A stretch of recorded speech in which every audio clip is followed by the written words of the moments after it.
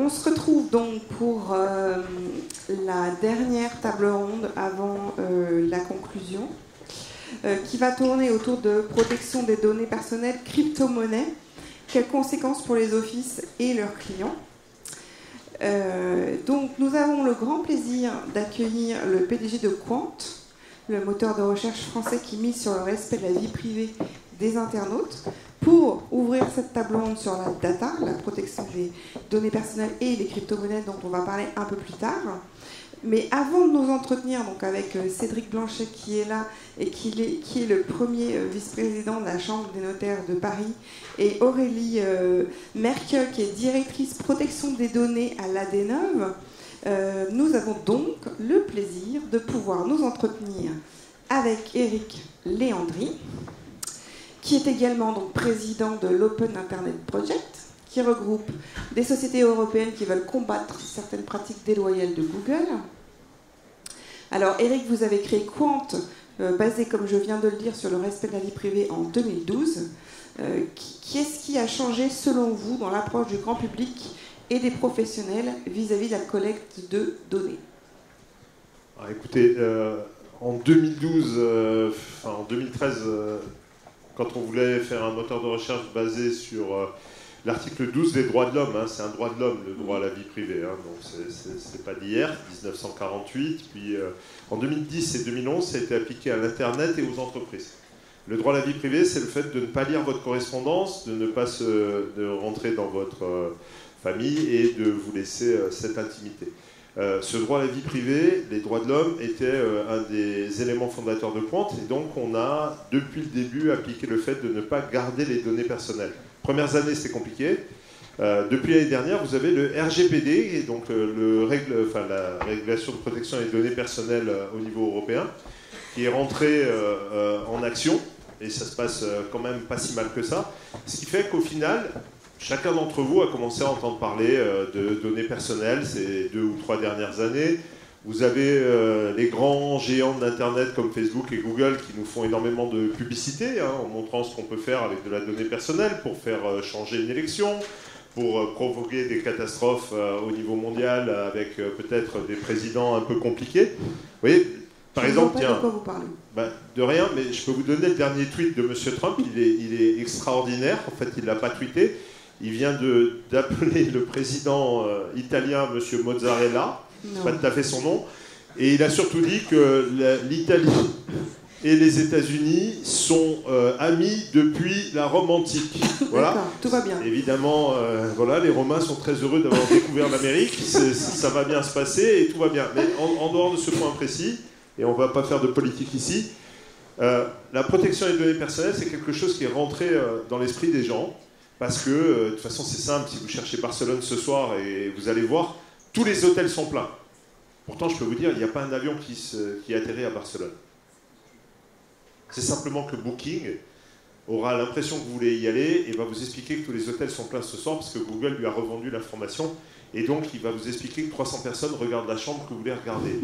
Vous allez vous apercevoir qu'en fait, les hôtels sont vides. Voilà, donc, peut-être qu'on vous aurait menti. C'est ça le principe. Et les données personnelles, ça va de plus en plus loin. Si je peux finir là-dessus, et puis je vous laisse poser d'autres questions sûrement plus intéressantes. Qui utilise ça pour ouvrir son téléphone? Personne n'a d'iPhone, vous ne faites jamais. Mais moi. Qui utilise ça? Parce que maintenant, c'est la nouvelle mode, c'est la reconnaissance de votre visage. Vous avez peut-être les derniers iPhones, donc il n'y a pas de souci, les derniers Android. Voilà. Moi aussi. Mettons qu'aucun d'entre vous ne le fasse, bravo. Je dis juste que si jamais vous le faites, comment vous changez le mot de passe? Comment on change le mot de passe? Oui, comment vous changez ce doigt à la fois où vous voulez changer le mot de passe? Il y a toujours un mot. Parce qu'une fois qu'il a été récupéré, c'est plus une donnée personnelle, c'est vraiment votre empreinte. C'est à vous, c'est votre biométrie. Et votre visage, il est unique, il est à vous, c'est votre biométrie. Donc c'est plus une donnée personnelle, c'est vous. Hein. C'est vous. Si on vous hack votre doigt, et c'est ce qu'ils ont prouvé l'année dernière, en 2017, avec le ministre de l'Intérieur allemand, toute l'année, des hackers du Chaos Computer Club ont pris des photos 4K de ses mains. À la fin de l'année, ils ont pris une imprimante 3D et ils ont imprimé son doigt en 3D. Et ils sont venus, ils l'ont posé sur le téléphone et ça a ouvert l'iPhone du ministre de l'Intérieur allemand. Là, d'un coup, ça fait plus rire. Parce qu'il faudra expliquer comment vous avez débloqué ce téléphone, puisque votre doigt était toujours avec vous, et pourtant le téléphone était débloqué et a servi au paiement. Voilà, c'est ça en fait les données personnelles, c'est devenu vous, et c'est beaucoup plus compliqué. Et vous pensez qu'aujourd'hui les gens sont plus aguerris sur ce sujet? Ils sont plus, enfin, la donne a changé. Vous pensez qu'il y a une prise de conscience par rapport à ça? Parce que ce qu'on voit aussi, c'est que finalement, les gens ne sont pas hostiles, enfin, quand vous regardez, à vendre leurs données. Donc, c'est drôle. Ça m'a toujours fait rire. Alors, vendre les données, c'est très très intéressant. Ça, c'était une grande idée qui a été proposée par un philosophe que j'aime bien, au demeurant d'ailleurs, plutôt intelligent. Vendre vos données. Alors, je vais vous raconter comment vous allez les vendre, comme ça vous allez adorer. Est-ce que vous connaissez le Real-Time Bidding, le RTB? Le RTB, c'est l'endroit où on revend toutes les données sur Internet. C'est la bourse de vos données perso sur Internet. Le Real-Time Bidding, vous ne connaissez pas en fait, c'est l'endroit où on vend en millisecondes les données aux uns et aux autres. C'est-à-dire que ce n'est pas très compliqué. Vous allez sur Google, vous tapez Barcelone. Google propose maintenant sur le real-time bidding, en temps réel, pendant que vous êtes en train de taper à tout le monde, ce monsieur vient de taper Barcelone, qui veut savoir comment il s'appelle, où il va, qu'est-ce qu'il fait, s'il a de l'argent ou s'il n'en a pas. Tout ce que Google a sur vous, il le met à la vente. Booking peut dire, moi je l'achète 50 centimes. Expedia peut dire, moi je l'achète 1 euro. Ils le font en temps réel. OK? Bon alors, à votre avis, quand vous avez vendu que vous êtes un homme blanc, une femme noire, un gay, un hétéro, une fois, pourquoi ils vont le racheter?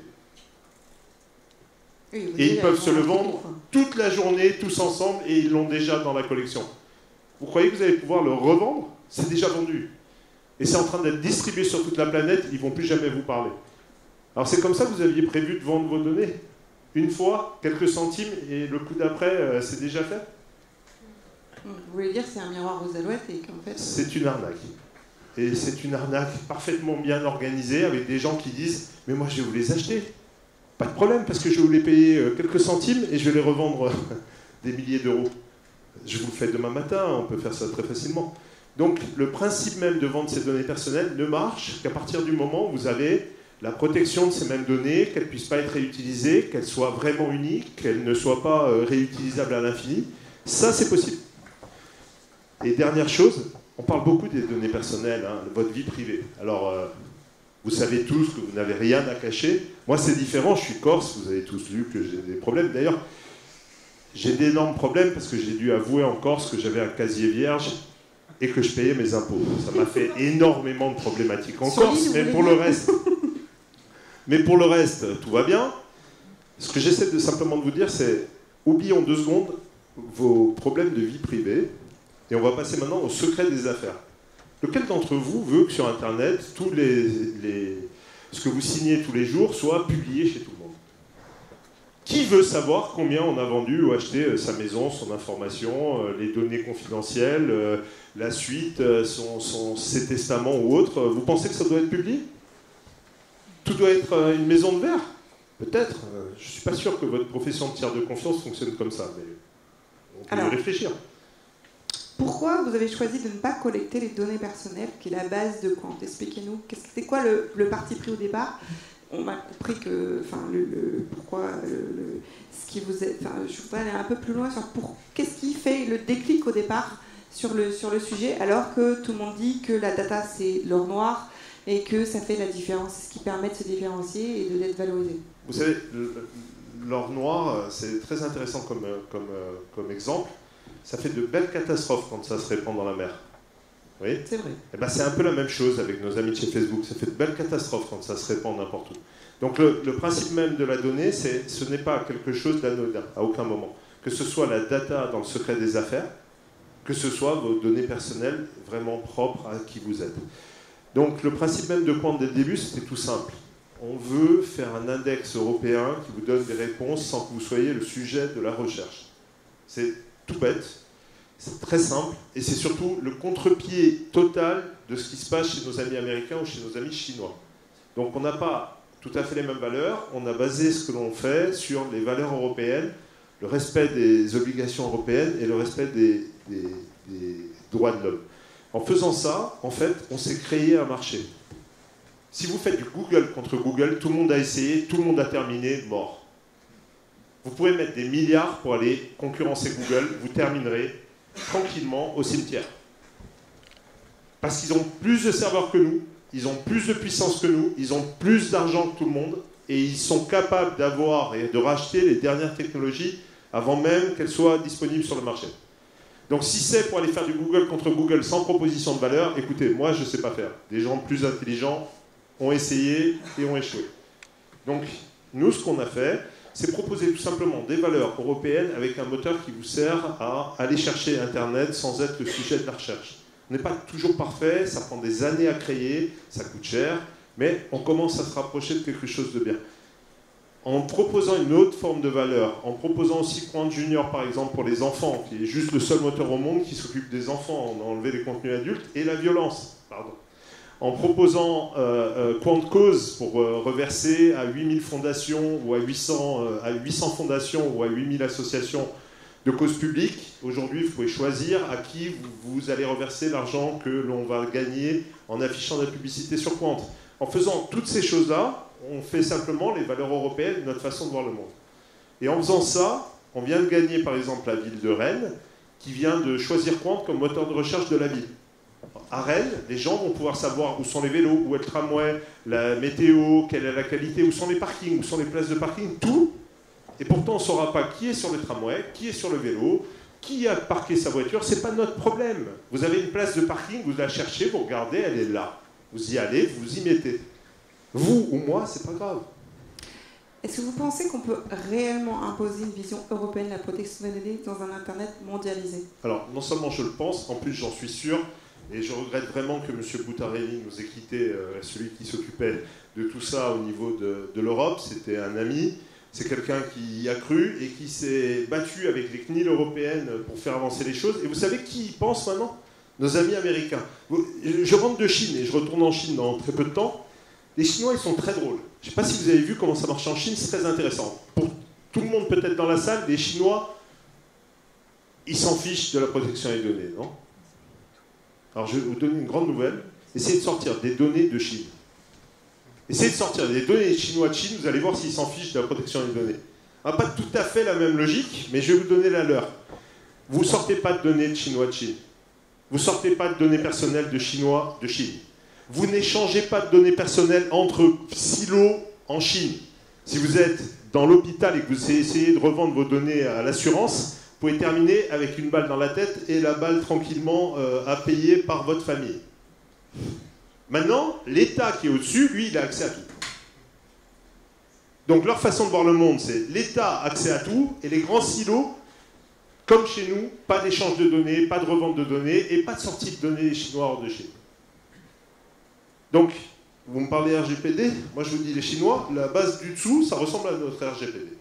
Après, il y a une option au-dessus qui est... Mais même les États-Unis sont en train de s'en inspirer. Et puisque vous arrivez sur les Américains, qui commencent à s'y mettre? Tous San Francisco, toute la Silicon Valley, ils commencent à se dire, bon, là on est peut-être allé un peu trop loin en dérapage. Évidemment, pas les GAFA, eux, ils ne veulent pas s'arrêter de déraper. À votre avis, quel rôle peuvent avoir les notaires dans la protection des données des utilisateurs des services en ligne? Qu'est-ce que vous faites depuis des... Un rôle de tiers de ça confiance? existe, les notaires? Le seul, je suis d'accord. Donc ça va, je ne suis pas le seul inculte ici. Excusez-moi. Allez, enfin, franchement, vous êtes tiers de confiance. C'est chez vous qu'on va confier des informations qui sont cruciales pour nos vies, notre suite, souvent les plus importantes affaires qu'on a à faire. Si vous, tout est transparent et que vous vendez tout à Facebook, je crois qu'il faut... C'est lui.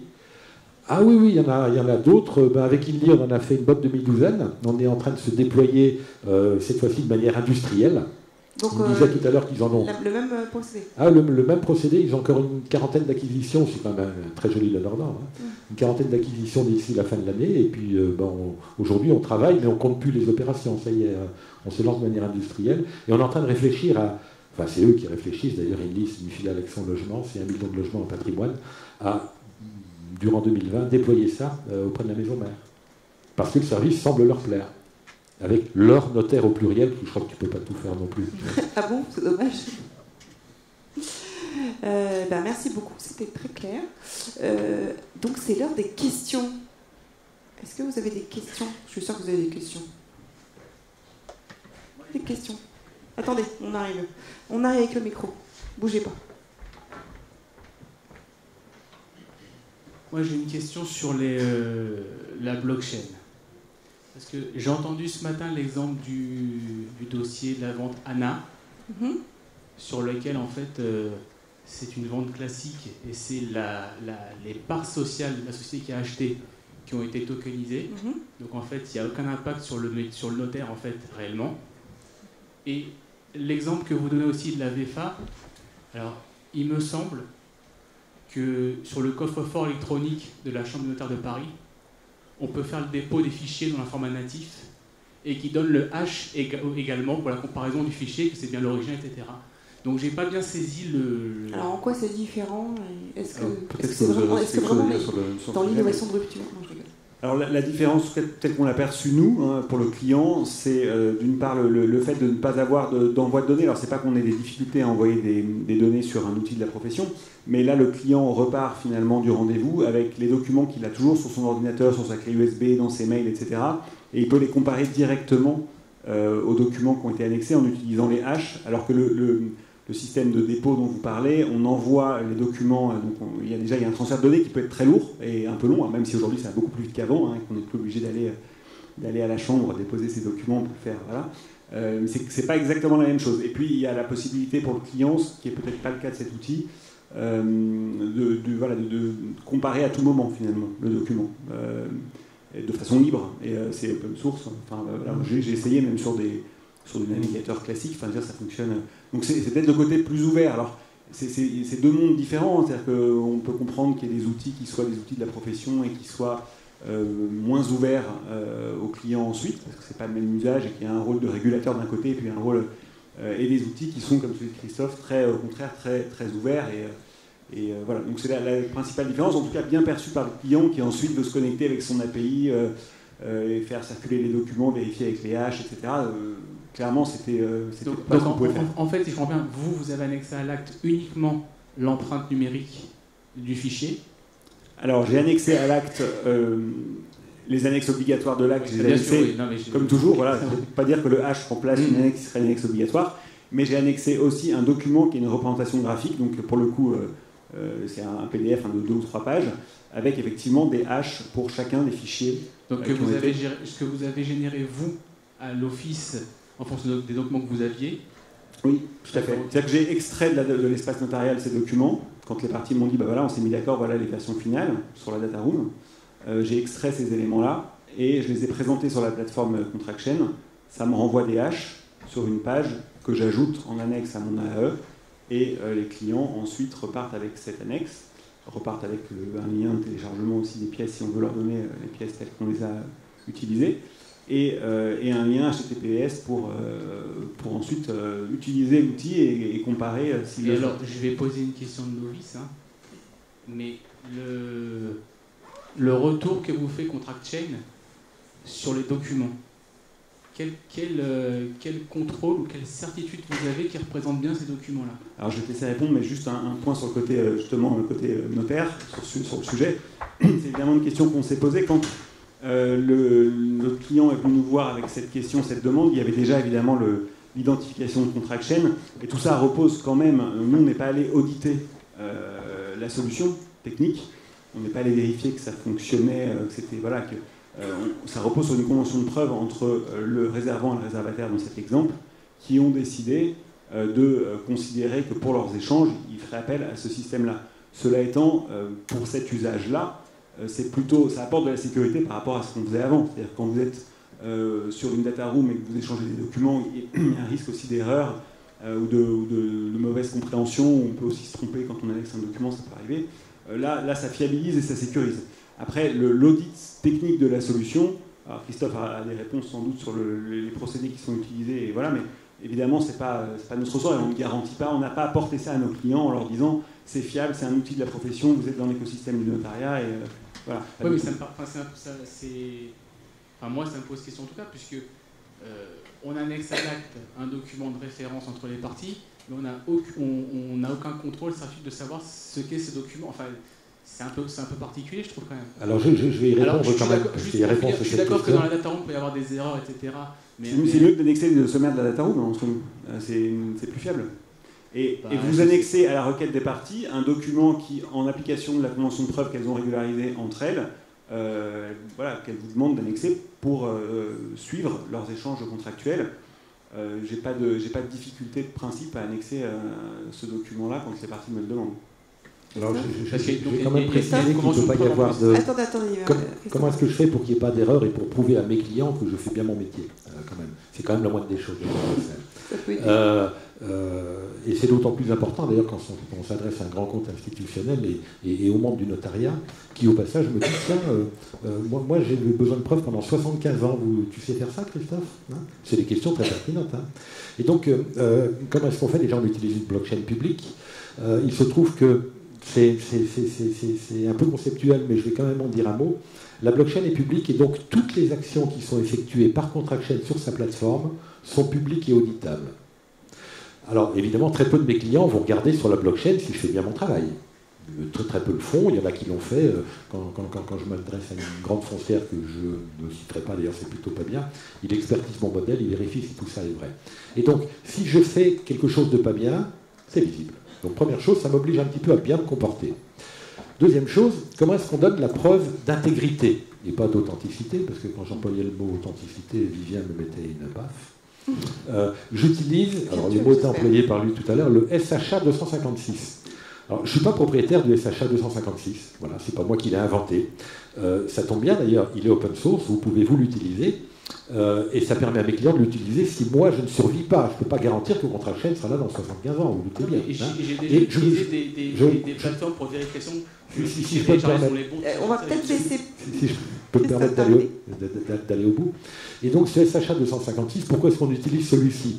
Alors on peut dire parce qu'on l'a choisi, mais pourquoi est-ce qu'on l'a choisi? Parce qu'il est choisi par toutes les professions, y compris en tête l'Agence nationale de sécurité des systèmes d'information, qui est l'émanation de je ne sais plus quel ministère. Si vous allez sur le site de l'ANSSI, vous téléchargez un document, c'est un PDF. À côté, il va vous donner le SHA 256 du PDF. Pourquoi? Pour pouvoir prouver l'authenticité du document qui a été téléchargé.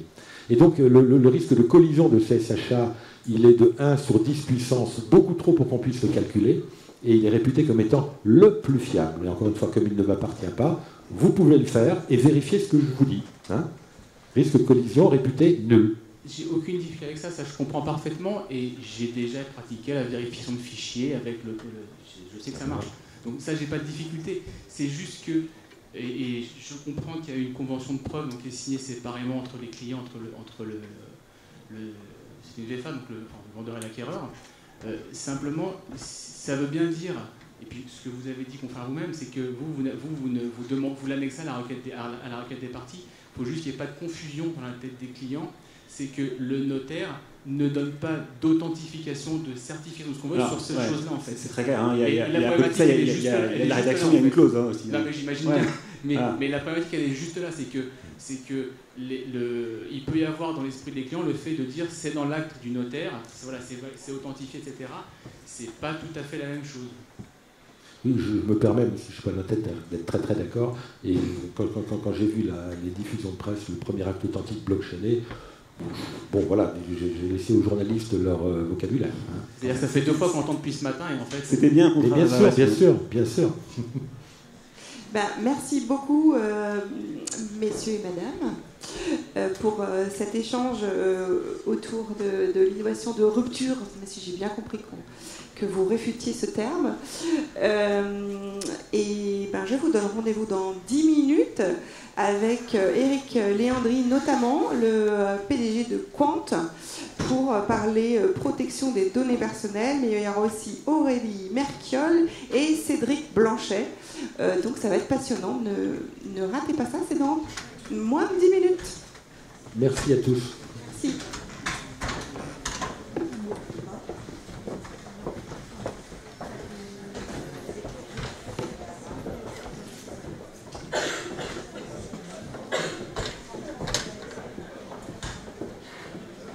Question.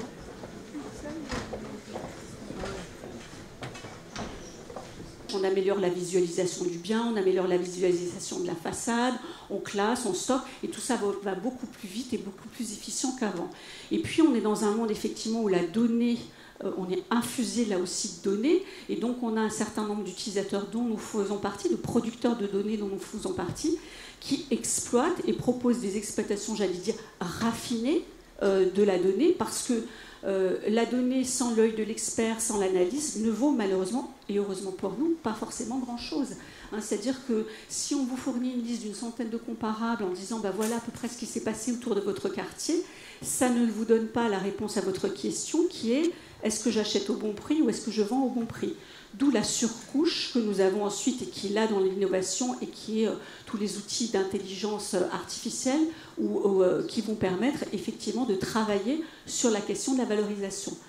Moi, je pense que sur la question de la valorisation, et d'ailleurs nous y travaillons avec ardeur et j'allais dire vigilance, je pense qu'il va y avoir beaucoup d'innovation et là où aujourd'hui on ne peut faire qu'utiliser la donnée. Donc pour le moment la donnée est encore une donnée, j'allais dire assez simple. Où est-ce que je suis, à quel étage je suis, ai-je un balcon, une terrasse, etc. Mais je suis convaincue que peut-être à un horizon assez proche, on va être en capacité de dire mon appartement est-il compact, mon appartement est-il bien exposé, mon appartement bénéficie-t-il d'une qualité de service environnemental. Et donc là, à mon avis, on va rentrer dans des systèmes d'intelligence artificielle qui vont avoir une capacité d'expertise qui vont devenir de plus en plus puissantes. Donc la base bien existe et elle continue de fournir cette information, mais on est en recherche permanente de valeur ajoutée complémentaire pour répondre aux besoins de l'utilisateur qui est assez simple, c'est à quel prix je vends, à quel prix j'achète. Voilà, tout est dit. On va passer donc à cette première signature mondiale de vente en l'état futur d'achèvement avec l'INMI. Donc Vivien Beaufumé, vous êtes au cœur du dispositif. Pourquoi et comment est né ce projet et pourquoi vous avez décidé de lancer cette opération? Alors, je vais effectivement témoigner de ce qu'on a fait, et peut-être que Christophe, tu présenteras mieux le produit lui-même ensuite, parce que nous, on ne l'a pas conçu, on l'a simplement utilisé, mais la chose est née de la manière suivante. Effectivement, cet opérateur, cette filiale d'Action Logement qui est dédiée au logement intermédiaire, qui est très attaché à l'intervention du notaire, qui est d'ailleurs très consommatrice de droit et de juridique d'une manière générale, et aussi très en avance sur ces questions-là, sur le numérique, sur l'utilisation de ces outils, et sur ce qu'on peut en faire demain. Ils sont très ambitieux, et donc ils nous ont approchés directement en nous disant voilà, on est très content de passer par vous, on est très content de ce que vous pouvez apporter comme sécurité à l'acte authentique, on est très content des conseils que vous pouvez prodiguer, on est attaché aux valeurs de l'acte. On est aussi très content d'ailleurs d'utiliser la data room que tout le monde utilise maintenant, l'espace notarial, donc on ne veut pas du tout de rupture justement avec tout ça. En revanche, on a une problématique qui est comment sécuriser nos échanges documentaires entre le premier jour de nos échanges précontractuels et ensuite la signature de l'acte. Après l'acte, je dirais la suite du processus de gestion de l'opération, le suivi de la construction et ensuite aussi l'exploitation locative de l'immeuble. Donc on est vraiment dans le domaine de la construction, de la promotion, avec un nombre de pièces, une problématique de la gestion documentaire qui est importante parce qu'il y a énormément de documents. Une des questions qu'ils nous ont demandé à laquelle ils nous ont demandé de réfléchir, c'est finalement quand on va chez vous, on signe un acte, on sait que l'acte est conforme, on repart de chez vous avec un acte authentique électronique, avec un PDF finalement, en tout cas c'est la représentation qu'on en a, et ce PDF, on ne peut pas l'exploiter totalement parce qu'on n'a pas la possibilité de retrouver les informations dans leur format natif. Ce qui est vrai sur les pièces de la construction, on peut avoir des formats qui sont des formats autres que PDF, c'est même souvent le cas, et même un plan d'ailleurs, quand il est dans l'acte authentique électronique, il perd de sa qualité, mais si on parle d'un document Excel, d'un document DWG, ou si on parle de maquette numérique, comme tu pourras peut-être en parler, Christophe, ensuite, c'est encore plus vrai. Donc voilà, donc il y avait ce pont finalement entre l'acte authentique, tout ce qui est très fondamental, et cette gestion documentaire qu'il fallait réussir à construire. Donc la communication qu'on a été faite en tant que témoin de première mondiale d'un acte authentique en VFA, en blockchain, etc. Bon voilà, je me serais nécessairement exprimé de manière plus, je dirais plus mesurée, voilà. Hein, mais après, chacun son rôle. Hein. Mais finalement, ça a été une signature tout à fait classique d'un acte tout à fait classique, avec une gestion des documents, des pièces, pour le coup tout à fait nouvelle. Et c'est pas classique. Donc c'est pas classique de ce point de vue-là, mais c'est vrai que voilà, il peut y avoir un peu de crainte. Et en fait, c'est tout l'inverse, c'est-à-dire que c'est au contraire la réaffirmation. En tout cas, moi je l'ai perçu comme ça, pas du tout comme une menace, mais comme un complément et comme une sécurisation de notre pratique, parce que ce qu'on a fait finalement, c'est que les parties ont échangé entre elles les documents et les version 1, version 2, enfin comme on connaît tout ça, hein, sur l'espace notarial, et nous ont demandé finalement, quand elles sont arrivées à un stade suffisamment avancé pour signer l'acte, nous ont demandé d'exporter cette data room sur notre ordinateur, classiquement, et de présenter ces documents sur la plateforme ContractChain. Et donc la plateforme ContractChain ne reçoit pas les documents, c'est-à-dire qu'il n'y a pas de transfert de données à l'extérieur de l'étude, c'est simplement le calcul d'une empreinte numérique. Alors là, je ne suis pas du tout aussi calé que Christophe là-dessus, mais c'est le calcul par une fonction de hash, de SHA 256, mais encore une fois, Christophe pourra être plus précis que moi, de l'empreinte numérique unique du document. Voilà. Et ces éléments-là nous permettent d'annexer, puisqu'on en a une représentation graphique là aussi, c'est des suites de lettres et de chiffres, ce qu'on peut retrouver sur les avis d'imposition, sur les diplômes, quand on veut en vérifier le caractère, j'allais dire authenticité, mais le mot serait mal choisi. Voilà, cette représentation graphique peut être annexée à l'acte, donc ça fait une page sur laquelle vous pouvez avoir un nombre incalculable de hash qui correspondent à des fichiers, à des documents qui sont nommés, et ça vous permet finalement de ne plus avoir la contrainte des 30 mégaoctets maximum de l'acte authentique électronique, d'annexer beaucoup plus de choses, de permettre aux parties de s'y référer ultérieurement en retrouvant les fichiers dans leur format natif, et également de faire évoluer ces documents, parce que pour les parties, c'est important de savoir ce qui a été signé, de pouvoir le réutiliser, mais c'est aussi important entre le contrat de réservation, l'acte la VFA ensuite, et puis également dans la vie ensuite de construction de l'immeuble et dans sa gestion, de pouvoir faire évoluer ces documents, mais en ayant la certitude de repartir des bonnes versions. Donc on a tous connu les appels après l'acte, est-ce que tu peux me renvoyer le truc que tu as annexé, parce que je ne suis pas certain que ce soit celui-là, je ne retrouve pas la bonne version. Là, on est sûr. Là, au moins, ça sécurise cet aspect-là. Et c'est vrai que sur ces opérations-là, d'ailleurs, on n'a pas eu de problématique. Le dossier a suivi chez Inly dans les équipes internes sans qu'on ait cette difficulté-là. Et donc ça nous a semblé être une utilisation vraiment concrète. C'est vrai que la blockchain, on nous en parle presque tous les jours, nos clients. Ils ne savent pas toujours forcément, ils perçoivent la chose, ils ne savent pas forcément quoi en faire. En parle souvent. Ah oui, vraiment souvent. Et puis il y a eu un peu de communication, il y en a eu un petit peu aussi avant sur la blockchain, le droit, la menace pour les professions réglementées, tous ces sujets-là. Donc ils nous en parlent souvent. Mais finalement, sans avoir d'idées très concrètes, nous-mêmes, on n'a pas forcément d'idées, on ne sait pas forcément exactement ce que c'est. Là, c'était très concret, ça venait de l'usage, voilà, ça venait du client qui nous a apporté le problème, mais aussi la solution, ce qui était quand même super sympa de sa part, en nous présentant ContractChain. Et voilà, donc on a trouvé que c'était un usage peut-être pas aussi flamboyant, il n'y a peut-être pas autant de rupture que ça dans l'usage, mais que c'est au contraire, voilà, c'est en tout cas l'usage parfait. Et c'est quelque chose qui peut être évolutif aussi, qui peut évoluer demain, qui peut servir à d'autres choses, mais qui aujourd'hui répond à un vrai besoin. Voilà. Et on l'utilise en fait pour ça, et essentiellement pour garantir cette sécurité, ce chaînon finalement qui nous manquait entre le précontractuel et l'acte authentique. Alors, Christophe Carminati, donc vous êtes fondateur de ContractChain. Expliquez-nous déjà pourquoi vous avez créé cette start-up et quel est son rôle, à quel besoin il répond. Alors, préalablement, je ne vais pas être en reste par rapport à mes petits copains. Je vais aussi parler du mot innovation de rupture, avec lequel moi, je ne suis pas à l'aise du tout non plus. Bon, la prochaine fois, on trouvera un autre mot. Je ne suis pas à l'aise parce que je n'ai pas l'impression de casser grand-chose. Voilà, j'ai l'impression d'aider des gens à faire leur métier. Non, mais la blockchain, c'est forcément une innovation de rupture. Enfin, je veux dire, la blockchain, du matin au soir, j'en vends. Franchement, je ne trouve pas. Mais je ne veux pas sous-vendre mon produit. Hein. Je ne trouve pas. Pourquoi ? Parce qu'in fine, quand on regarde la chaîne documentaire dans le monde de l'immobilier de la construction dont je suis issu, parce que j'étais directeur général d'un groupe de BTP pendant ma première vie professionnelle. Dans la chaîne documentaire, c'est quoi? C'est des documents qui sont sous format natif. Donc c'est AutoCAD, c'est Excel, c'est Word, c'est Revit aujourd'hui, parce que les bâtiments sont modélisés.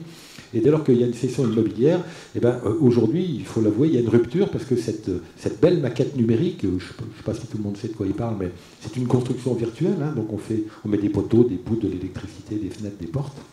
C'est transformé en un PDF. Donc c'est aujourd'hui, je pense que la rupture elle est vraie aujourd'hui. On a une belle maquette qui est parfaite, qui est exploitable. On la transforme en PDF.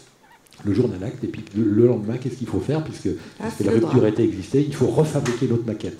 Donc je pense que la rupture, elle est aujourd'hui, et que moi je recrée justement de la fluidité, avec plus contract-chain que la blockchain d'ailleurs. Donc si je dois dire un mot de ce sujet-là, la blockchain c'est une machine à faire des preuves, on va le dire comme tel, mais pour la deuxième fois je vais casser la blockchain, je suis désolé, mais qu'est-ce qui m'empêche de me fabriquer un diplôme de HEC, de le mettre sur la blockchain? C'est un faux, ça reste un faux. Un faux est un faux, c'est pas parce qu'il est dans la blockchain qu'il est sécurisé que ça devient un bon document. Et il faut quand même toujours avoir ça en tête, on parle beaucoup de la blockchain. Attention quand même, il ne faut pas en faire n'importe quoi. Et c'est pour ça que nous, on a essayé d'apporter une valeur complémentaire. La valeur, c'est est-ce que les documents qui sont échangés entre les parties, l'acheteur, le vendeur, son notaire et puis son confrère, sont bien les documents qui ont été échangés entre les parties, sont bien les documents qui sont en local sur leur ordinateur, parce qu'aujourd'hui, c'est quoi la valeur d'une preuve? Qu'est-ce qui me dit que ce document est le bon? Après tout, le plus fiable de tous, c'est celui qui est sur mon ordinateur, parce que j'en suis sûr. C'est avec lui que j'ai travaillé il y a 3 mois, c'est moi qui l'ai transmis. Et donc Contract-Chain est une machine qui compare des documents, et donc qui effectue des revues de contrat à la place des acteurs. Aujourd'hui, pour effectuer une revue de contrat, si c'est du papier, on lit le papier, puis comme on ne peut pas en mettre un autre à côté, on le compare à ce dont on se souvient. Quand on fait un PDF, c'est exactement la même chose. Quand on veut comparer une maquette numérique, c'est vite 4-5 gigas de données, c'est des choses extrêmement complexes, c'est juste impossible. Et nous, on a rendu cette chose possible en utilisant la résilience de la blockchain, mais en mettant une couche métier au-dessus, que la blockchain, elle est publique, celle qu'on utilise, elle ne m'appartient pas, voilà, tout simplement. Et donc, on essaie de ne pas oublier qu'on peut mettre un faux dans la blockchain. Donc, il faut s'assurer que le vrai est un original. Et c'est comme ça qu'on fabrique un original numérique. Et donc, votre rôle dans l'opération, ça a été d'être opérateur de la signature, c'est ça? Alors, opérateur, non. Comme on le disait tout à l'heure, c'est Inly qui est un client, qui est mon client moi, puis qui est aussi le client de Vivien. C'est Inly qui a fait la mise en relation. C'est des gens qui ont 80 000 logements en patrimoine, qui construisent beaucoup et donc qui portent intérêt à leur bâtiment et leur ouvrage. Et donc, in fine, moi je travaille depuis 1 an pour Inly, je fais tous les contrats de travaux pour eux, il y en a quelques milliers qui ont été faits cette année. Et donc, la qualité première qui a été retenue par ce client a été: les documents sont sous format numérique, moi je suis une foncière, je veux exploiter mon bien, et donc j'ai besoin de cette documentation. Et je n'ai plus de doute sur la qualité des documents. Et puis, de fil en aiguille, ils se sont dit, mais après tout, quand je fais une acquisition en VFA, j'ai les mêmes exigences. Et donc, est-ce qu'on ne pourrait pas utiliser ça? Donc, Inly nous a emmenés, et donc avec Vivien, on a fabriqué un process spécifique. Moi, je découvrais le monde du notariat. Et puis, pour redire que je ne fais pas trop de rupture, je crois qu'il est encore en bonne santé après avoir, lui, utilisé ma plateforme. Moi, je n'ai rien fait. Un marché immobilier qui est complètement différent du nôtre, évidemment. Il y a des choses, par exemple, qui font pas beaucoup ou très mal, toute la 3D, etc., ils ne font pas. En revanche, ils ont une maîtrise totale de la donnée, de manière très confidentielle, confinée. Donc on a vu beaucoup de choses autour de ça. On a vu évidemment des grands portails. Voilà, on n'est pas du tout sur les mêmes marchés, mais c'est très inspirant. On a vu beaucoup de choses sur les startups, là aussi, sur des incubateurs. Voilà, c'est des gens qui vont très vite, qui vont très loin. En revanche, c'est très éloigné de notre modèle.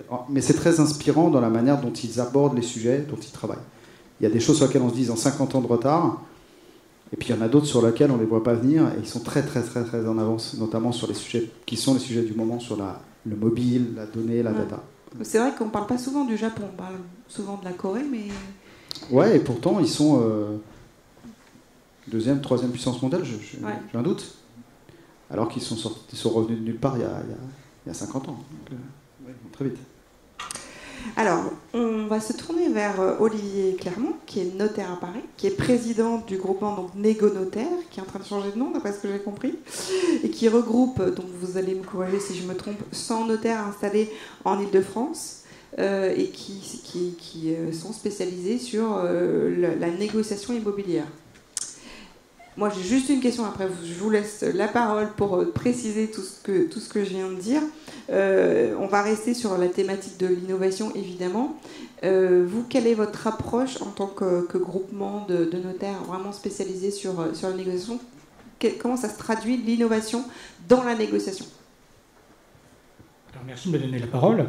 Oui, effectivement, je suis président d'une association de notaires qui existe depuis environ 30 ans, donc, qui fait de la négociation immobilière. On est aujourd'hui maintenant 150 notaires sur le Grand Paris, c'est pour ça qu'on va changer de nom. Il faudra refaire le site. Hein. Certain. On va le site n'est pas à jour. On va s'appuyer sur des boîtes qui sont un peu plus à jour. Maintenant, des systèmes de mise en vente, c'est un service qu'on veut rendre à nos clients.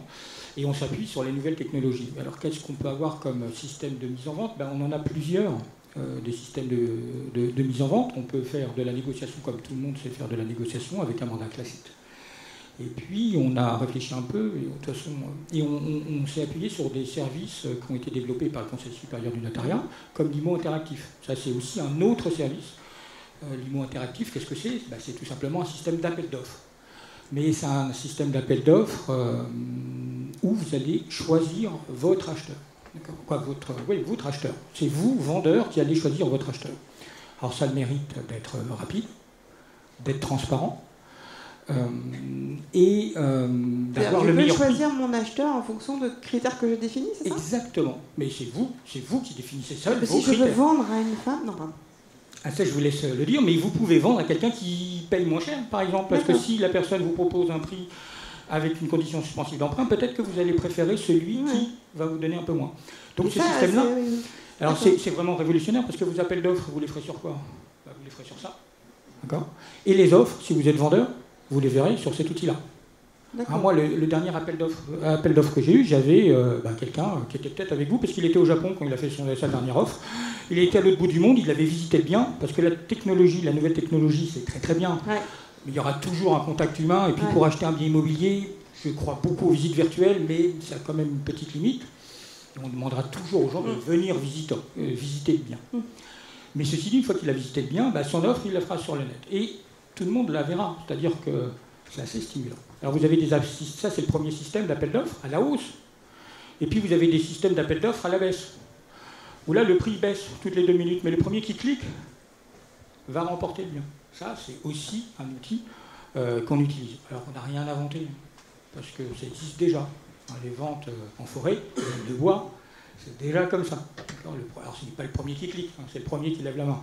On s'appuie sur ce qui a marché, mais avec les nouveaux outils qui sont mis à notre disposition.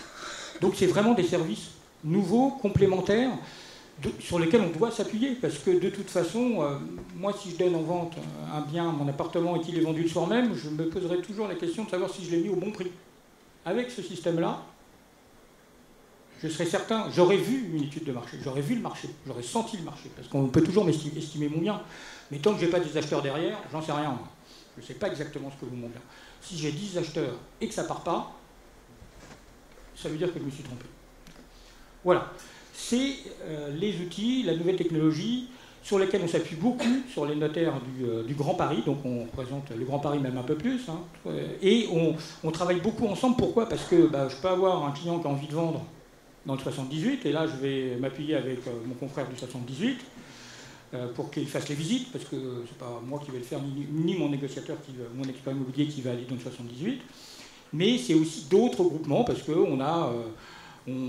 y a des notaires qui font de la négociation dans toutes les régions de France, un peu plus en Bretagne, un peu dans le Nord aussi, pas mal, et sur la Côte d'Azur de plus en plus. Et c'est des outils assez modernes. Alors au début, les gens ne connaissent pas, maintenant de plus en plus, et vous verrez que dans 5 ans, même pas dans 5 ans, dans 2-3 ans, tout le monde sera au courant. Voilà. C'est vraiment un bon outil de communication, surtout quand on est nombreux, 150, je le rappelle, sur le Grand Paris, et c'est promis, je mets à jour mon site. Et puis à travers la France, beaucoup plus. Et je suis persuadé que je vais le mettre très rapidement un jour, parce que on sera encore plus nombreux bientôt. Et vous avez des projets pour 2020 ? Vous développez de nouveaux outils pour répondre à ces problématiques ou Ce qui compte déjà, parce que c'est quand même assez... quand tout le monde ne connaît pas ce système d'appel d'offres, il faut l'expliquer. Il y a peu d'études qui ont pratiqué la vente à l'IMO interactif à la baisse. Voilà. Donc, il y a beaucoup de communication déjà. C'est la première fois que vous en entendez parler. Donc vous avez compris que si un jour vous vendez votre appartement, il faut venir nous voir, on trouvera le meilleur acheteur pour vous. J'ai compris. Mais il faut déjà bien communiquer avant de développer beaucoup d'outils. Je pourrais avoir une cinquantaine de services, c'est très bien. Déjà en avoir 4, le mandat classique, l'IMO interactif à la hausse, à la baisse et la vente aux enchères. Je pense que le notariat se positionne pas mal et mériterait d'être invité à Rent pour expliquer tout ça. Ben voilà, ça c'est fait. Donc Stéphane ? Il l'est. En tout cas, ils sont très présents. J'étais tout à l'heure au téléphone avec les notaires d'Ille-et-Vilaine qui vont venir à 30, voilà, 6 et 7, donc les notaires, ils sont très présents sur l'innovation en général et sur Rent en particulier. Mais je pense qu'il faut inviter Olivier. J'invite Olivier et tous ceux qui veulent. Je contrôle l'Hervé Parent qui me regarde là-bas, il me fait des gros yeux. Bon, on va lui trouver une petite place. Merci pour l'invitation. Alors, je vais passer la parole à Frédéric Tolombas, qui est tout au bout de la scène, qui est donc directrice des activités immobilières de Paris Notaire Service. Stéphane Adler en a parlé un petit peu ce matin, on l'a un petit peu évoqué, mais vu qu'on n'a pas forcément le même auditoire dans la salle, on peut y revenir. Je voudrais revenir avec vous sur le déploiement des dernières innovations, et notamment de la base bien, et sur en fait comment finalement le parcours de l'acheteur, de l'acquéreur, l'acheteur, a été enrichi avec les nouvelles technologies. Alors si vous me permettez un petit mot sur le mot rupture, vous avez des slides ? Pardon ? Vous avez des slides ? Non, j'ai pas de slides. Vous avez évoqué la possibilité d'un certain nombre de ruptures. Moi, je trouve que le digital et l'innovation infusent en fait sur toute la chaîne immobilière. Et il y a une transformation assez profonde des usages, profonde et irréversible. Alors vous avez raison, dans un certain nombre de nos produits, nous avons diffusé cette innovation pour la mettre tout simplement au bénéfice de l'utilisateur, dont le parcours a fondamentalement changé depuis une dizaine d'années. Je pense qu'il est impossible de commencer une recherche immobilière sans passer par le web. C'est quand même quelque chose de très nouveau. Tout ce qui est petite annonce papier, etc., nous, on se rend compte dans notre utilisation que ce sont des supports qui ne sont plus efficients. Donc effectivement, je pense qu'on a repensé un certain nombre de supports, on a repensé toute la communication immobilière en utilisant donc un certain nombre d'outils qui nous apparaissent particulièrement pertinents. Si vous permettez, avant de parler de la base bien, je parle un peu des ventes aux enchères. Sur les ventes aux enchères, donc, nous avons un site qui permet l'exposition du bien, et le bien est exposé sur notre site, il est exposé sur une multitude de plateformes, on va dire une quarantaine de plateformes. Quand il est exposé sur notre site, nous utilisons des technologies pour améliorer la qualité d'image, nous utilisons des technologies, on travaille avec Matterport pour montrer des visualisations 3D, vous vous déplacez dans votre logement, vous pouvez avoir une vue plan, donc vous visualisez exactement comment votre appartement est organisé. Vous disposez éventuellement de vidéos environnementales. Donc vous avez un panel totalement nouveau d'outils qui est à votre disposition. Et je suis d'accord avec Olivier Clermont, c'est un panel d'outils qui est à votre disposition, mais qui ne sont pas substitutifs. C'est-à-dire que quelque part, on reste encore dans une économie brick and mortar. On est vraiment sur du concret, la brique et le mortier. Et ça n'empêche que, et on recommande à tous nos utilisateurs, il faut faire une visite du bien immobilier. Donc en fait, la disruption, elle est forte, mais elle se fait en couche supplémentaire qui vient s'ajouter par-dessus des habitudes, des pratiques qui sont encore existantes. Alors la question de fond, Stéphane, c'est est-ce qu'on reste comme ça ? Est-ce qu'on a les deux pans d'activité qui se superposent ? Nous, en ce moment, c'est ce qu'on observe, les deux pans se superposent. Est-ce qu'à un moment donné, il y aura une véritable rupture et qu'on basculera complètement dans le monde virtuel ? Personnellement, je n'en suis pas convaincue. Alors ça, c'est... Sur les services, on se connaît bien avec tous les deux depuis très longtemps. Tu débat des choses. Moi, je vais te dire, sur le service, Je pense que oui. Quand on regarde, parce que là on parle de transactions, Oui. mais quand on regarde ce qui se passe sur la location, etc., et tout ce qui va avec, encore une fois, on est dans une société qui a énormément changé. On parle de consommation du digital, mais si tu parles de sociétal, aujourd'hui les gens n'ont plus des CDI, tout ce qu'il faut, alors qu'on demande encore à un jeune qui a 30 ans, voilà, il vous faut 3 mois CDI, 3 mois de salaire, etc. Mais on est Caution des parents. je veux dire, on a changé de monde, quoi. Et quelque part, il faut s'adapter à ça. Et c'est pour ça que tu vois émerger dans les services les Uncle, les Garanti, toutes les cautions. Et les grands réseaux aujourd'hui, Orpi par exemple a un deal avec Use, mais Uncle fonctionne aussi très bien, ils ont gagné le prix de la Startup Rent l'année dernière. Voilà, on est sur du serviciel en rupture. Mais c'est tout à fait possible. Mais Moi, qui je parle colle avec de la l'évolution transaction sociétale. classique, hein. Je parle de la transaction classique. C'est pour ça. Alors, donc du coup, vous voyez, on a un certain nombre d'outils qui ont été diffusés et qui s'ajoutent et qui proposent un bouquet complémentaire d'utilisation de services à l'utilisateur. Je pense qu'il y a toutes les évolutions métiers. Nous, par exemple, quand on vend aux enchères maintenant, on a des plateformes. Donc la plateforme permet aux services de suivre les biens vendus aux enchères, aux notaires d'apporter des biens aux enchères, de suivre les visites, d'avoir des comptes rendus de visite, à l'utilisateur lors de la visite de décliner son identité pour pouvoir être éventuellement informé et disposer d'informations complémentaires. Donc on a des chaînes, je pense, qui sont de plus en plus intégrées pour permettre une qualité de service optimale. Donc ça a généré beaucoup d'évolutions et je pense que ça se produit dans tous les métiers. L'asset management, enfin tous ces métiers-là sont éventuellement concernés. Il y a aussi un accès qui est beaucoup plus facile à la data. Donc Stéphane parlait de l'open data, bien sûr.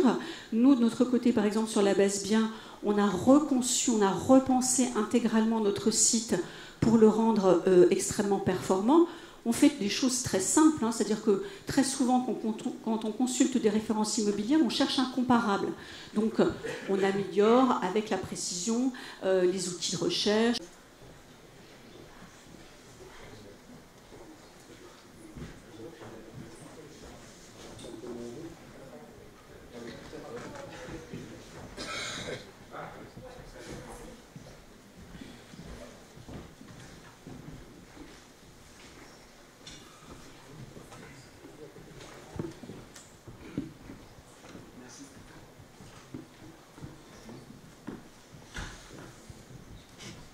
Et Frédéric.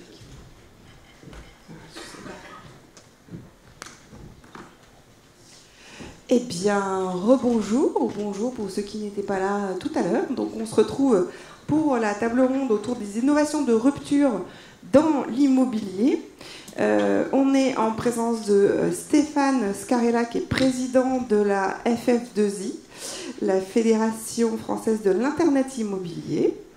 Olivier Clermont, qui est donc notaire à Paris et président du groupement Négo Notaire, mais qui est en train de changer de nom, donc il va nous expliquer ça tout à l'heure. Frédéric Tolon-Barras, qui est au bout et qui est directrice des activités immobilières de Paris Notaire Service.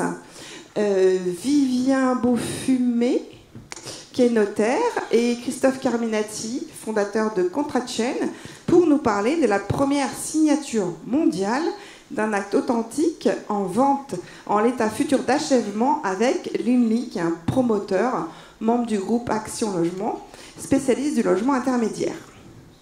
Voilà, donc on est ensemble pour parler d'innovation, de rupture dans l'immobilier. Et Stéphane, vous êtes à la fois directeur délégué immobilier chez Figaro Classified. Vous êtes donc, je l'ai dit, président de la FF2I, qui est la Fédération française de l'Internet immobilier, mais aussi directeur de RENT, Real Estate New Technology, un salon sur l'immobilier et la tech qui va se tenir en novembre. Vous êtes donc particulièrement bien placé pour nous parler des tendances autour de l'innovation de rupture dans l'immobilier. Alors, qu'est-ce que vous voyez arriver ? Et qu'est-ce qu'il faut surveiller sur l'immobilier ? Alors, je vais essayer d'être concis. D'abord, merci beaucoup pour l'invitation. J'étais déjà venu l'an dernier. Dans la définition que vous avez donnée, je vais enlever le premier titre. Je m'occupe effectivement de RENT et de l'innovation dans le groupe Figaro. Parce qu'il y a aussi d'autres pans, comme des deals qu'on a avec des incubateurs américains comme Plug and Play. Et je suis président de la FF2I, mais c'est deux choses un peu différentes. Alors, je ne sais pas ce que c'est innovation de rupture, en fait. L'an dernier, quand j'étais venu, j'avais fait une présentation et je vous avais parlé de Catera, cet assemblier américain, et qui depuis a beaucoup progressé. Donc la rupture, finalement, la définition de la rupture, je ne sais pas trop. En revanche, ce que je sais, et je lisais ce matin dans les Échos, mais vous l'avez sans doute vu aussi, que la PropTech cette année, dans le monde, c'est 13 milliards d'euros d'investis à la fin du mois de juillet. Pour vous donner un ordre d'idée, c'est plus que ce qui a été investi sur la globalité de l'année 2017. C'est déjà le double de ce qui a été investi sur les années précédentes. Donc c'est extrêmement important, ça veut dire deux choses. La première, c'est que l'innovation, encore une fois, part de l'usage, et que l'usage que font le commun des mortels comme vous et moi de l'immobilier a énormément changé. Il s'est évidemment, on ne va pas se le redire, complètement digitalisé, et parce qu'il s'est digitalisé, on a des réflexes de consommation qui créent des brèches. Et dans ces brèches, il y a des gens intelligents, jeunes souvent, brillants régulièrement, qui s'engouffrent, qui créent des startups. Et de temps en temps, ça marche très très bien. C'est pour ça qu'il n'y a jamais eu autant d'émulation dans la PropTech. Hein, donc ce qu'on met sous le label de la PropTech, c'est Property Technology. Donc c'est tout ce qui gravite autour de l'écosystème immobilier, toutes ces startups qui innovent et qui rendent la vie des gens plus simple en termes de consommation d'immobilier, ou celle des professionnels plus simple, plus rapide, cas échéant. Il n'y a jamais eu autant d'énergie, il n'y a jamais eu autant d'innovation, et il n'y a jamais eu autant d'argent. Voilà. Et c'est ce qui fait qu'on a des aventures incroyables. On en verra sur Rent les 6 et 7 novembre prochains, de startups qui lèvent des fonds. Donc cet article des Échos ce matin était extrêmement intéressant. Il cite Meilleur Copro, il cite Coucou de Space, mais on pourrait en citer beaucoup d'autres, qui lèvent 2, 3, 4, proprio, 20 millions d'euros avant l'été. Je ne parle même pas de Miro qui vient de lever 200 millions de dollars et qui est la première licorne de la PropTech qui vaut 1 milliard. Vous avez parlé l'an dernier déjà. J'avais parlé l'an dernier, donc ça s'est bien avéré vrai. C'est plutôt rassurant quand je viens vous raconter une histoire. Toujours est-il que, encore une fois, je ne sais pas définir rupture. En revanche, ce qu'on essaye de toucher du doigt, que ce soit la FF2I, que ce soit sur Rent, c'est toutes ces startups qui arrivent et qui proposent une expérience utilisateur différente et finalement vous conforter dans l'usage de ce que vous faites de l'immobilier aujourd'hui, et souvent grâce au digital. Voilà. Par exemple, tout ce qui touche autour de la data et tout ce qui touche à la manipulation des données. Alors on voit beaucoup de choses aujourd'hui là-dessus.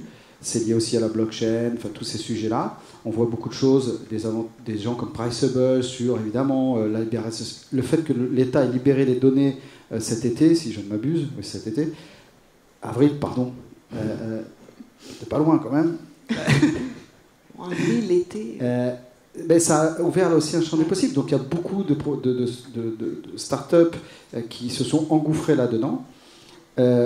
C'est pas simplement pour évaluer son bien par rapport à une transaction, le prix du mètre carré, etc. etc. C'est pas ça le sujet forcément. La véracité de l'information étant par endroits relative, je ne saurais pas dire si c'est extrêmement pertinent ou pas. En tout cas, ça fonctionne et des gens comme Priceable, par exemple, avancent très très bien. Et il y a beaucoup de professionnels aujourd'hui qui s'associent à ces gens-là. Et vous pouvez, faites-en l'expérience, aller sur Priceable, regardez comment ça fonctionne. Et ça, c'est la libération de la data et de la donnée qui a permis à ces gens-là d'exister. Mais il y a aussi tout le reste. C'est-à-dire quand les GAFAM, les Google, les Amazon et ces gens-là s'emparent, les Facebook, s'emparent de la donnée, alors ça devient des machines de guerre extrêmement puissantes. Et le rebond derrière, et pardon, mais on pas dévoilé, mais on en reparlera aussi sur Rent les 6 et 7 novembre, le rebond derrière, c'est en quoi le fait que des acteurs comme ça, qui sont extrêmement puissants et qui maîtrisent de la donnée, soit publique, soit privée, c'est le cas de Facebook par exemple. C'était le sujet ce matin d'intervention de Laurent Alexandre. Soit les deux, Facebook, c'est-à-dire qui détient votre donnée publique, privée, pardon pour vous, et il détient la donnée publique, et il sait faire le mélange des deux. Voilà. Est-ce que ces acteurs-là, quand le tunage sera fait, quand ils maîtriseront parfaitement la donnée, qu'ils l'auront complètement intégrée par rapport aux spécificités d'un marché comme le marché immobilier français ou le marché des notaires français avec toute la législation qui va autour, quand ils auront maîtrisé cet environnement-là, en quoi ces gens-là sont en capacité de bousculer demain le métier d'un agent immobilier? Parce que quand vous regardez Open Door aux États-Unis, qui vous dit « Monsieur, votre maison, soyez pas inquiet, on va vous l'estimer elle vaut 300 000 euros, et d'ailleurs on vous la rachète dans les 48 heures, vous avez une offre, et l'histoire est terminée. Ils évaluent et ils achètent derrière. Bien sûr. Et aux États-Unis, OpenDoor fonctionne très très bien. Amazon, aux États-Unis, vend des maisons aujourd'hui. Donc, ce que je veux simplement dire, c'est que je ne sais pas définir la rupture. Ce que on essaie en tout cas d'appréhender, c'est ces évolutions-là, et beaucoup autour de la data en ce moment, beaucoup autour de la blockchain, qui, par rebond, ont des impacts sur le métier des uns et des autres. Et donc, ça pose question de dire quel sera le métier de l'agent immobilier demain par rapport à tous ces acteurs-là qui arrivent. Voilà un petit peu rapidement ce qui est le plus criard, ça se dit ça ? Criant. De ce qu'on peut nous observer en tant que vigie un petit peu à la FF2I dans l'écosystème des startups qui nous intéressent. Alors rappelez-nous peut-être la FF2I, vous réunissez quel type d'acteurs autour de vous ? Alors on réunit un peu plus de 300 adhérents, ça veut dire à peu près tout l'écosystème immobilier, et l'écosystème immobilier selon nous c'est celui qui va de l'industriel, donc le grand réseau immobilier, le grand promoteur, les notaires évidemment, celui des startups à qui nous donnons tribune, et donc on voit venir pitcher des startups qui viennent éprouver leur modèle, nous raconter leur innovation à eux, face à leurs pairs en quelque sorte, et puis les financiers évidemment, parce que encore une fois, il n'y a pas d'aventure sans idée, et encore moins d'aventure sans argent, donc c'est évidemment essentiel d'avoir cette triptyque-là, qu'on retrouvera sur Rent aussi, avec l'industriel, la start-up, et d'ailleurs il y a des questionnements très intéressants entre la start-up et l'industriel que vous êtes. Qu'attend l'industriel d'une start-up en face de lui, et qu'attend une start-up de l'industriel qui potentiellement pourrait l'incuber, le faire venir chez lui. Il y a des grands promoteurs aujourd'hui qui ont tous leur lab, leur cellule d'innovation, ils incubent des start-up. Mais finalement, qu'attend l'industriel de la start-up, dans quelle temporalité, et qu'attend la start-up qui a une idée géniale pour qualifier des leads, ou pour que sais-je, qu'attend la start-up de l'industriel.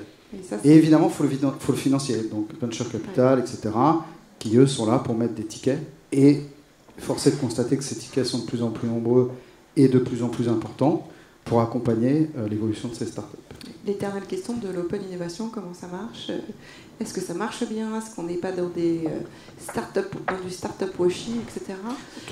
Sur l'open innovation, c'est une position, alors c'est la mienne, hein, engage-moi, mais on est quelques-uns à la partager, je pense. Il n'y a pas d'autre questionnement que l'open innovation, il n'y a pas d'autre alternative. C'est pas possible. Tout est ouvert. Comment ça marche, quoi. On ne peut pas mettre de barbelé derrière une innovation.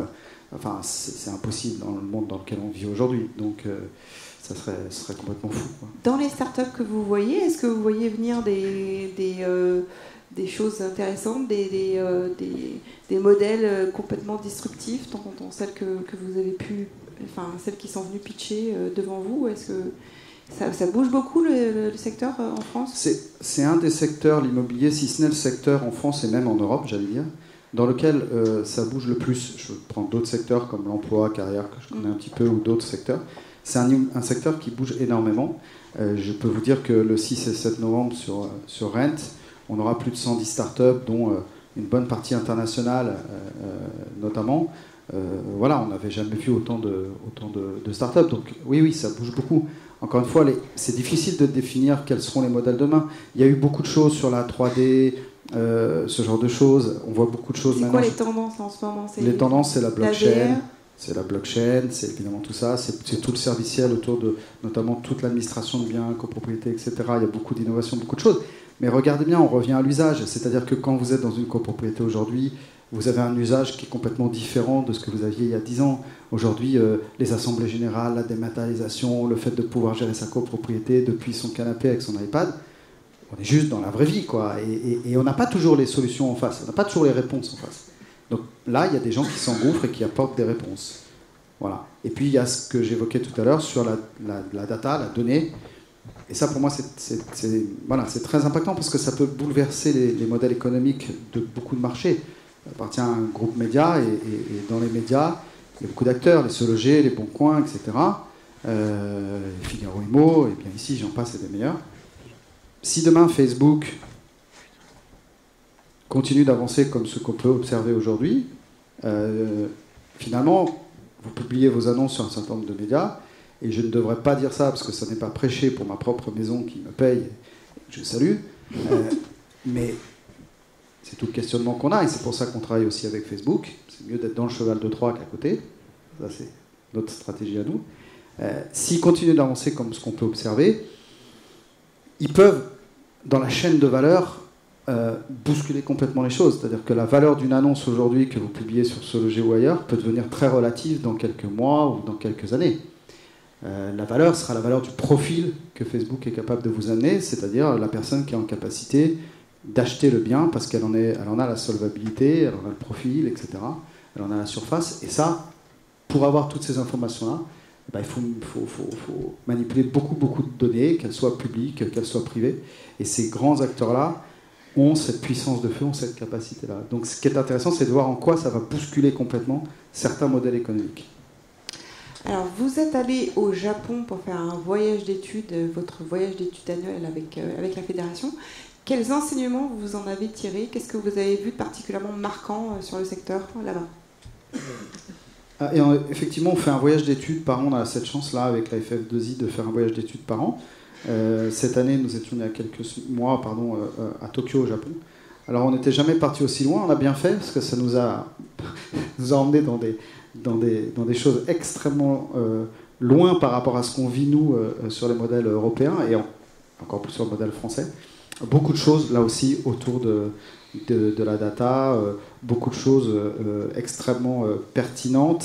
Ils ont un marché immobilier qui est complètement différent du nôtre, évidemment. Il y a des choses, par exemple, qui font pas beaucoup ou très mal, toute la 3D, etc., ils ne font pas. En revanche, ils ont une maîtrise totale de la donnée, de manière très confidentielle, confinée. Donc on a vu beaucoup de choses autour de ça. On a vu évidemment des grands portails. Voilà, on n'est pas du tout sur les mêmes marchés, mais c'est très inspirant. On a vu beaucoup de choses sur les startups, là aussi, sur des incubateurs. Voilà, c'est des gens qui vont très vite, qui vont très loin. En revanche, c'est très éloigné de notre modèle. Mais c'est très inspirant dans la manière dont ils abordent les sujets, dont ils travaillent. Il y a des choses sur lesquelles on se dit ils ont 50 ans de retard, et puis il y en a d'autres sur lesquelles on ne les voit pas venir, et ils sont très en avance, notamment sur les sujets qui sont les sujets du moment, sur le mobile, la donnée, la data. C'est vrai qu'on ne parle pas souvent du Japon, on parle souvent de la Corée, mais... Ouais, et pourtant, ils sont deuxième, troisième puissance mondiale, j'ai un doute. Alors qu'ils sont revenus de nulle part il y a 50 ans. Donc, très vite.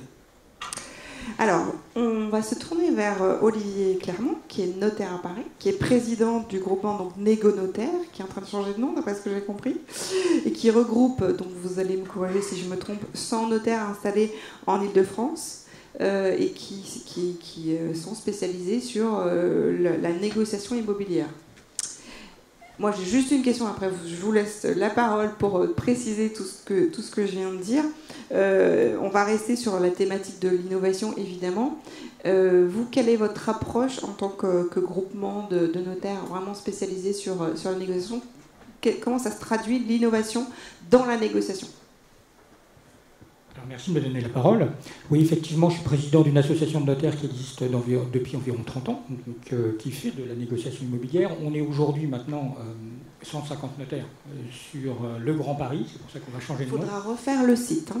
Certain. On va le site n'est pas à jour. On va s'appuyer sur des boîtes qui sont un peu plus à jour. Maintenant, des systèmes de mise en vente, c'est un service qu'on veut rendre à nos clients. Et on s'appuie sur les nouvelles technologies. Alors qu'est-ce qu'on peut avoir comme système de mise en vente? On en a plusieurs, des systèmes de mise en vente. On peut faire de la négociation comme tout le monde sait faire de la négociation avec un mandat classique. Et puis on a réfléchi un peu, et, de toute façon, on s'est appuyé sur des services qui ont été développés par le Conseil supérieur du notariat, comme l'IMO interactif. Ça c'est aussi un autre service. L'IMO interactif, qu'est-ce que c'est? C'est tout simplement un système d'appel d'offres. Mais c'est un système d'appel d'offres où vous allez choisir votre acheteur. Votre acheteur. C'est vous, vendeur, qui allez choisir votre acheteur. Alors ça a le mérite d'être rapide, d'être transparent et d'avoir le meilleur prix. Je peux choisir mon acheteur en fonction de critères que je définis, c'est ça? Exactement. Mais c'est vous qui définissez ça. Si je veux vendre à une femme, non, pardon. Ah, ça, je vous laisse le dire, mais vous pouvez vendre à quelqu'un qui paye moins cher, par exemple, parce que si la personne vous propose un prix avec une condition suspensive d'emprunt, peut-être que vous allez préférer celui qui va vous donner un peu moins. Donc ce système-là, Alors c'est vraiment révolutionnaire parce que vos appels d'offres, vous les ferez sur quoi? Vous les ferez sur ça. D'accord. Et les offres, si vous êtes vendeur, vous les verrez sur cet outil-là. Moi, le dernier appel d'offres que j'ai eu, j'avais quelqu'un qui était peut-être avec vous, parce qu'il était au Japon quand il a fait sa dernière offre. Il était à l'autre bout du monde, il avait visité le bien, parce que la nouvelle technologie, c'est très très bien. Ouais. Mais il y aura toujours un contact humain, et puis pour acheter un bien immobilier, je crois beaucoup aux visites virtuelles, mais ça a quand même une petite limite. On demandera toujours aux gens de venir visiter le bien. Mais ceci dit, une fois qu'il a visité le bien, son offre, il la fera sur le net. Et tout le monde la verra, c'est-à-dire que c'est assez stimulant. Alors vous avez ça c'est le premier système d'appel d'offres à la hausse. Et puis vous avez des systèmes d'appel d'offres à la baisse. Où là le prix baisse toutes les 2 minutes, mais le premier qui clique va remporter le bien.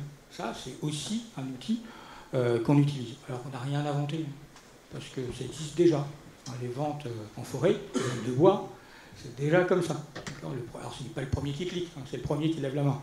On s'appuie sur ce qui a marché, mais avec les nouveaux outils qui sont mis à notre disposition. Donc c'est vraiment des services nouveaux, complémentaires, sur lesquels on doit s'appuyer, parce que de toute façon, moi si je donne en vente un bien, mon appartement, et qu'il est vendu le soir même, je me poserai toujours la question de savoir si je l'ai mis au bon prix. Avec ce système-là, je serais certain, j'aurais vu une étude de marché, j'aurais vu le marché, j'aurais senti le marché, parce qu'on peut toujours estimer mon bien, mais tant que je n'ai pas des acheteurs derrière, j'en sais rien. Moi. Je ne sais pas exactement ce que vaut mon bien. Si j'ai 10 acheteurs et que ça ne part pas, ça veut dire que je me suis trompé. Voilà. C'est les outils, la nouvelle technologie, sur lesquels on s'appuie beaucoup sur les notaires du Grand Paris, donc on représente le Grand Paris même un peu plus, et on travaille beaucoup ensemble. Pourquoi? Parce que je peux avoir un client qui a envie de vendre dans le 78, et là je vais m'appuyer avec mon confrère du 78 pour qu'il fasse les visites, parce que c'est pas moi qui vais le faire, ni mon négociateur, mon expert immobilier qui va aller dans le 78, mais c'est aussi d'autres groupements, parce qu'il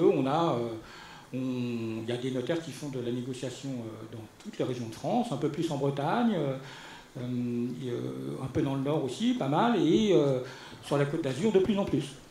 Et c'est des outils assez modernes. Alors au début, les gens ne connaissent pas. Maintenant, de plus en plus, et vous verrez que dans 5 ans, même pas dans 5 ans, dans 2-3 ans, tout le monde sera au courant. Voilà. C'est vraiment un bon outil de communication, surtout quand on est nombreux. 150, je le rappelle, sur le Grand Paris. Et c'est promis, je vais mettre à jour mon site. Et puis, à travers la France, beaucoup plus. Et je suis persuadé que je vais le mettre très rapidement un jour, parce qu'on sera encore plus nombreux bientôt. Et vous avez des projets pour 2020? Vous développez de nouveaux outils pour répondre à ces problématiques ou Ce qui compte déjà, parce que c'est quand même assez... tout le monde ne connaît pas ce système d'appel d'offres. Il faut l'expliquer. Il y a peu d'études qui ont pratiqué la vente en IMO interactif à la baisse. Voilà. Donc, il y a beaucoup de communication déjà. C'est la première fois que vous en entendez parler. Donc vous avez compris que si un jour vous vendez votre appartement, il faut bien nous voir, on ne sera pas le meilleur acheteur pour vous. J'ai compris. Mais il faut déjà bien communiquer. Avant de développer beaucoup d'outils, je pourrais avoir une cinquantaine de services, c'est très bien. Déjà en avoir 4, le mandat classique, l'IMO interactif à la hausse, à la baisse et la vente aux enchères. Je pense que le notariat se positionne pas mal et mériterait d'être invité à Rent pour expliquer tout ça. Voilà, ça c'est fait. Donc Stéphane? Il l'est. En tout cas, ils sont très présents. J'étais tout à l'heure au téléphone avec les notaires d'Ille-et-Vilaine qui vont venir à 30, voilà, 6 et 7, donc les notaires, ils sont très présents sur l'innovation générale et sur Rent en particulier. Mais je pense qu'il faut inviter Olivier. J'invite Olivier et tous ceux qui veulent. Je contrôle les parents qui me regardent là-bas, qui me fait des gros yeux. Bon, on va lui trouver une petite place. Merci pour l'invitation. Alors, je vais passer la parole à Frédéric Tolombas, qui est tout au bout de la scène, qui est donc directrice des activités immobilières de Paris Notaire Service. Stéphane Adler en a parlé un petit peu ce matin, on l'a un petit peu évoqué, mais vu que on n'a pas forcément le même auditoire dans la salle, on peut y revenir. Je voudrais revenir avec vous sur le déploiement des dernières innovations, et notamment de la base bien, et sur en fait comment finalement le parcours de l'acheteur, de l'acquéreur, l'acheteur, a été enrichi avec les nouvelles technologies. Alors si vous permettez un petit mot sur le mot rupture, vous avez des slides ou pas? Pardon? Vous avez des slides? Non, j'ai pas de slides. Vous avez évoqué la possibilité d'un certain nombre de ruptures. Moi, je trouve que le digital et l'innovation infusent en fait sur toute la chaîne immobilière. Et il y a une transformation assez profonde des usages, profonde et irréversible. Alors vous avez raison, dans un certain nombre de nos produits, nous avons diffusé cette innovation pour la mettre tout simplement au bénéfice de l'utilisateur, dont le parcours a fondamentalement changé depuis une dizaine d'années. Je pense qu'il est impossible de commencer une recherche immobilière sans passer par le web. C'est quand même quelque chose de très nouveau. Tout ce qui est petite annonce papier, etc., nous, on se rend compte dans notre utilisation que ce sont des supports qui ne sont plus efficients. Donc effectivement, je pense qu'on a repensé un certain nombre de supports, on a repensé toute la communication immobilière en utilisant donc un certain nombre d'outils qui nous apparaissent particulièrement pertinents. Si vous permettez, avant de parler de la base bien, je parle un peu des ventes aux enchères. Sur les ventes aux enchères, donc, nous avons un site qui permet l'exposition du bien, et le bien est exposé sur notre site, il est exposé sur une multitude de plateformes, on va dire une quarantaine de plateformes. Quand il est exposé sur notre site, nous utilisons des technologies pour améliorer la qualité d'image, nous utilisons des technologies, on travaille avec Matterport pour montrer des visualisations 3D, vous vous déplacez dans votre logement, vous pouvez avoir une vue plan, donc vous visualisez exactement comment votre appartement est organisé. Vous disposez éventuellement de vidéos environnementales. Donc vous avez un panel totalement nouveau d'outils qui est à votre disposition. Et je suis d'accord avec Olivier Clermont, c'est un panel d'outils qui est à votre disposition, mais qui ne sont pas substitutifs. C'est-à-dire que quelque part, on reste encore dans une économie brick and mortar. On est vraiment sur du concret, la brique et le mortier. Et ça n'empêche que, et on recommande à tous nos utilisateurs, il faut faire une visite du bien immobilier. Donc en fait, la disruption, elle est forte, mais elle se fait en couche supplémentaire qui vient s'ajouter par-dessus des habitudes, des pratiques qui sont encore existantes. Alors la question de fond, Stéphane, c'est est-ce qu'on reste comme ça ? Est-ce qu'on a les deux pans d'activité qui se superposent ? Nous, en ce moment, c'est ce qu'on observe, les deux pans se superposent. Est-ce qu'à un moment donné, il y aura une véritable rupture et qu'on basculera complètement dans le monde virtuel ? Personnellement, je n'en suis pas convaincue. Alors ça, c'est... Sur les services, on se connaît bien avec tous les deux depuis très longtemps. Tu te dis pas des choses. Moi, je vais te dire, sur le service, je pense que oui. Quand on regarde, parce que là, on parle de transactions. Oui. Mais quand on regarde ce qui se passe sur la location, etc., et tout ce qui va avec, encore une fois, on est dans une société qui a énormément changé. On parle de consommation du digital, mais si tu parles de sociétal, aujourd'hui, les gens n'ont plus des CDI, tout ce qu'il faut, alors qu'on demande encore à un jeune qui a 30 ans, voilà, il vous faut 3 mois CDI, 3 mois de salaire, etc. Mais on est je veux dire, on a changé de monde, quoi. Et quelque part, il faut s'adapter à ça. Et c'est pour ça que tu vois émerger dans les services les Uncle, les Garanties, toutes les cautions. Et les grands réseaux aujourd'hui, Orpi par exemple a un deal avec Use, mais Uncle fonctionne aussi très bien, ils ont gagné le prix de la Startup Rent l'année dernière. Voilà, on est sur du serviciel en rupture. Mais c'est tout à fait possible. Mais qui colle avec l'évolution sociétale.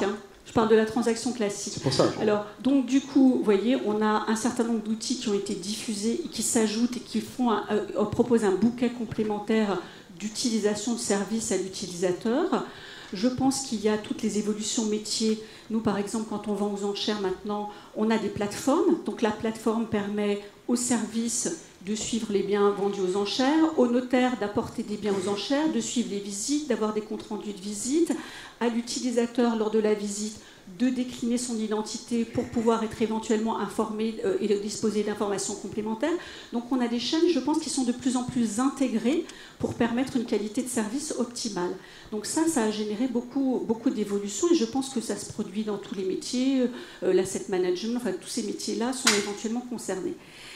Il y a aussi un accès qui est beaucoup plus facile à la data. Donc Stéphane parlait de l'open data, bien sûr. Nous, de notre côté, par exemple, sur la base bien, on a reconçu, on a repensé intégralement notre site pour le rendre extrêmement performant. on fait des choses très simples, hein, c'est-à-dire que très souvent, quand on consulte des références immobilières, on cherche un comparable.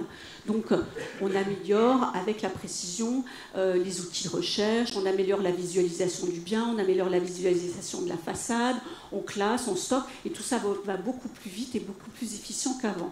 Et puis, on est dans un monde, effectivement, où la donnée... on est infusé là aussi de données, et donc on a un certain nombre d'utilisateurs dont nous faisons partie, de producteurs de données dont nous faisons partie, qui exploitent et proposent des exploitations, j'allais dire, raffinées de la donnée, parce que la donnée sans l'œil de l'expert, sans l'analyse, ne vaut malheureusement, et heureusement pour nous, pas forcément grand-chose. Hein, c'est-à-dire que si on vous fournit une liste d'une centaine de comparables en disant bah, voilà à peu près ce qui s'est passé autour de votre quartier, ça ne vous donne pas la réponse à votre question qui est est-ce que j'achète au bon prix ou est-ce que je vends au bon prix? D'où la surcouche que nous avons ensuite et qui est là dans l'innovation et qui est tous les outils d'intelligence artificielle qui vont permettre effectivement de travailler sur la question de la valorisation. Moi, je pense que sur la question de la valorisation, et d'ailleurs nous y travaillons avec ardeur et j'allais dire vigilance, je pense qu'il va y avoir beaucoup d'innovation et là où aujourd'hui on ne peut faire qu'utiliser la donnée. Donc pour le moment la donnée est encore une donnée, j'allais dire assez simple. Hein. Où est-ce que je suis, à quel étage je suis, ai-je un balcon, une terrasse, etc. Mais je suis convaincue que peut-être à un horizon assez proche, on va être en capacité de dire mon appartement est-il compact, mon appartement est-il bien exposé, mon appartement bénéficie-t-il d'une qualité de service environnemental. Et donc là, à mon avis, on va rentrer dans des systèmes d'intelligence artificielle qui vont avoir une capacité d'expertise qui vont devenir de plus en plus puissantes. Donc la base bien existe et elle continue de fournir cette information, mais on est en recherche permanente de valeur ajoutée complémentaire pour répondre aux besoins de l'utilisateur qui est assez simple. C'est à quel prix je vends, à quel prix j'achète. Voilà, tout est dit. On va passer donc à cette première signature mondiale de vente en l'état futur d'achèvement avec Linly. Donc Vivien Beaufumé, vous êtes au cœur du dispositif. Pourquoi et comment est né ce projet et pourquoi vous avez décidé de lancer cette opération? Alors, je vais effectivement témoigner de ce qu'on a fait, et peut-être que Christophe, tu présenteras mieux le produit lui-même ensuite, parce que nous, on ne l'a pas conçu, on l'a simplement utilisé, mais la chose est née de la manière suivante. Effectivement, cet opérateur, cette filiale d'Action Logement qui est dédiée au logement intermédiaire, qui est très attaché à l'intervention du notaire, qui est d'ailleurs très consommatrice de droit et de juridique d'une manière générale, et aussi très en avance sur ces questions-là, sur le numérique, sur l'utilisation de ces outils, et sur ce qu'on peut en faire demain. Ils sont très ambitieux, et donc ils nous ont approchés directement en nous disant, bah voilà, on est très content de passer par vous, on est très content de ce que vous pouvez apporter comme sécurité à l'acte authentique, on est très content des conseils que vous pouvez prodiguer, on est attaché aux valeurs de l'acte. On est aussi très content d'ailleurs d'utiliser la data room que tout le monde utilise maintenant, l'espace notarial, donc on ne veut pas du tout de rupture justement avec tout ça. En revanche, on a une problématique qui est comment sécuriser nos échanges documentaires entre le premier jour de nos échanges précontractuels et ensuite la signature de l'acte. Après l'acte, je dirais la suite du processus de gestion de l'opération, le suivi de la construction et ensuite aussi l'exploitation locative de l'immeuble. Donc on est vraiment dans le domaine de la construction, de la promotion, avec un nombre de pièces, une problématique de la gestion documentaire qui est importante parce qu'il y a énormément de documents. Une des questions qu'ils nous ont demandé à laquelle ils nous ont demandé de réfléchir, c'est finalement quand on va chez vous, on signe un acte, on sait que l'acte est conforme, on repart de chez vous avec un acte authentique électronique, avec un PDF finalement, hein, en tout cas c'est la représentation qu'on en a. Et ce PDF, on ne peut pas l'exploiter totalement parce qu'on n'a pas la possibilité de retrouver les informations dans leur format natif. Ce qui est vrai sur les pièces de la construction, on peut avoir des formats qui sont des formats autres que PDF, c'est même souvent le cas, et même un plan d'ailleurs, quand il est dans l'acte authentique électronique, il perd de sa qualité, mais si on parle d'un document Excel, d'un document DWG, ou si on parle de maquette numérique, comme tu pourras peut-être en parler, Christophe, ensuite, c'est encore plus vrai. Donc voilà, donc il y avait ce pont finalement entre l'acte authentique, tout ce qui est très fondamental, et cette gestion documentaire qu'il fallait réussir à construire.